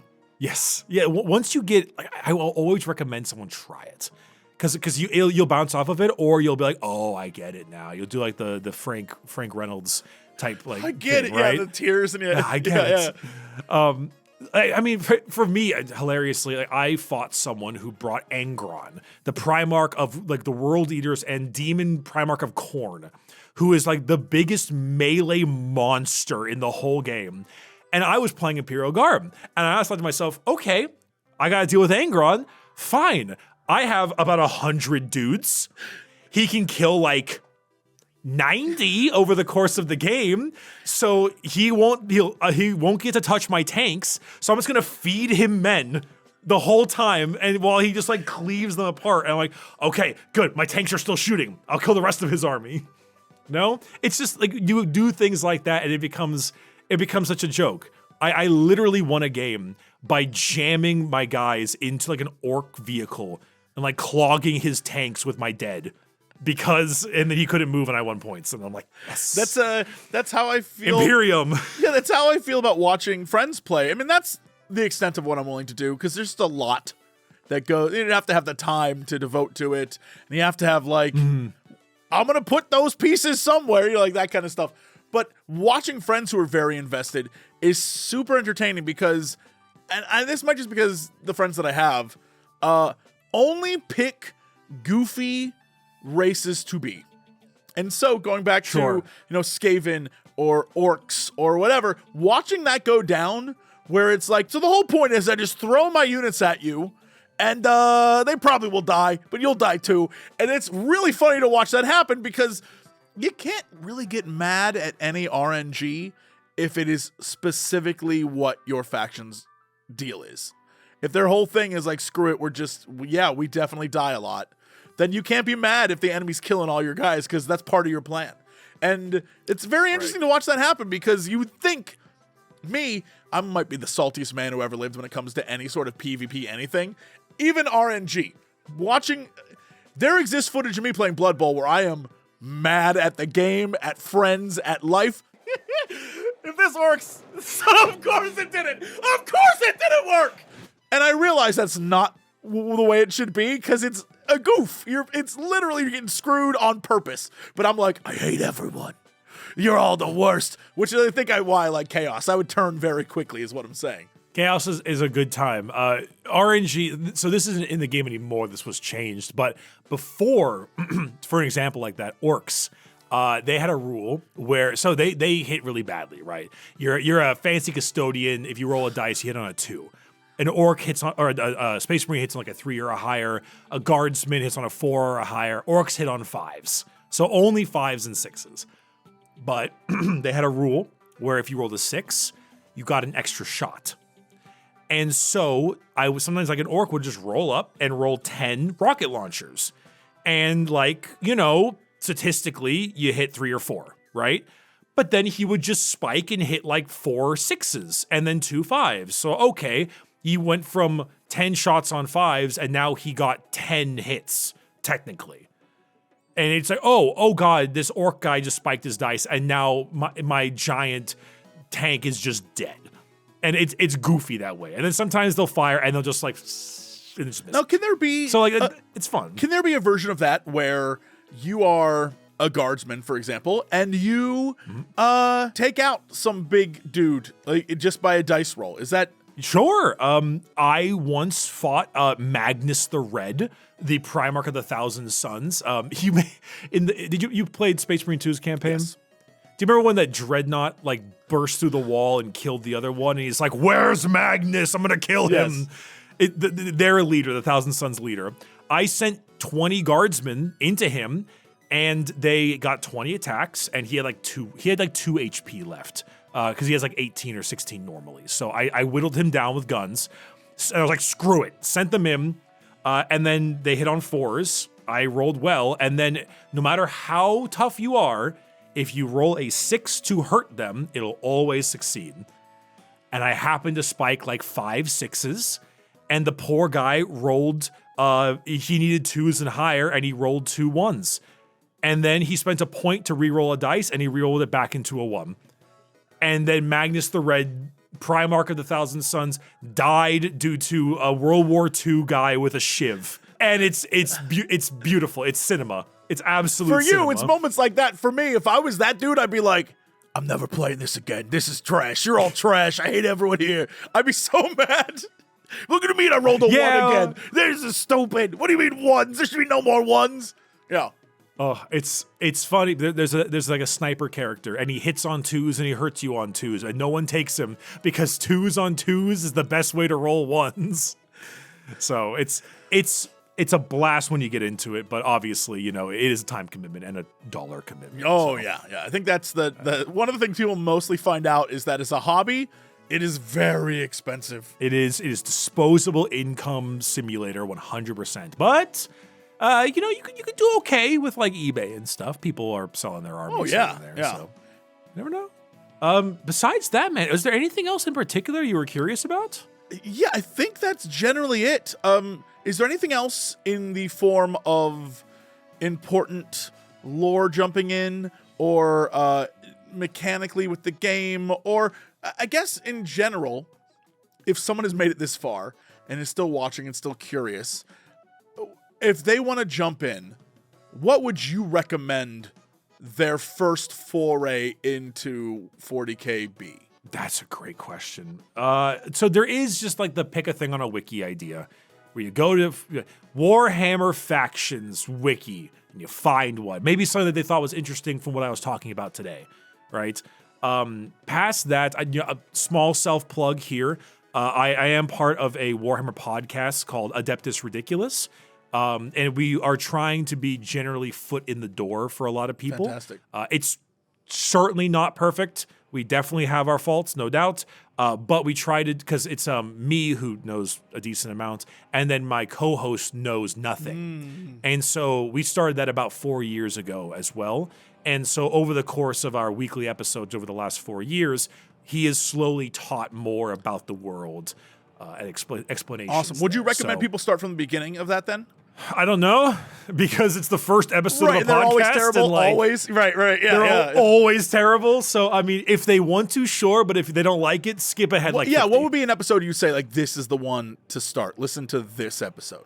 Honestly, I really liked our first ever orc episode. Okay. I think it's pretty good. I think we have a good time with it, and I think for the most part, it gets you the gist. Great.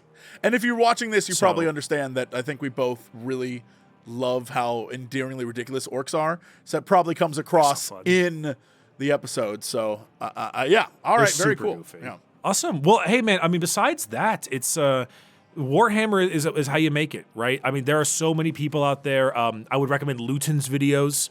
Luton does a great job. He's a fantastic content creator on there. There's a couple of, I like the Poor Hammer podcast. I want to shout them out as well. They're great folks. They do a great job at kind of digesting the tabletop stuff a bit more.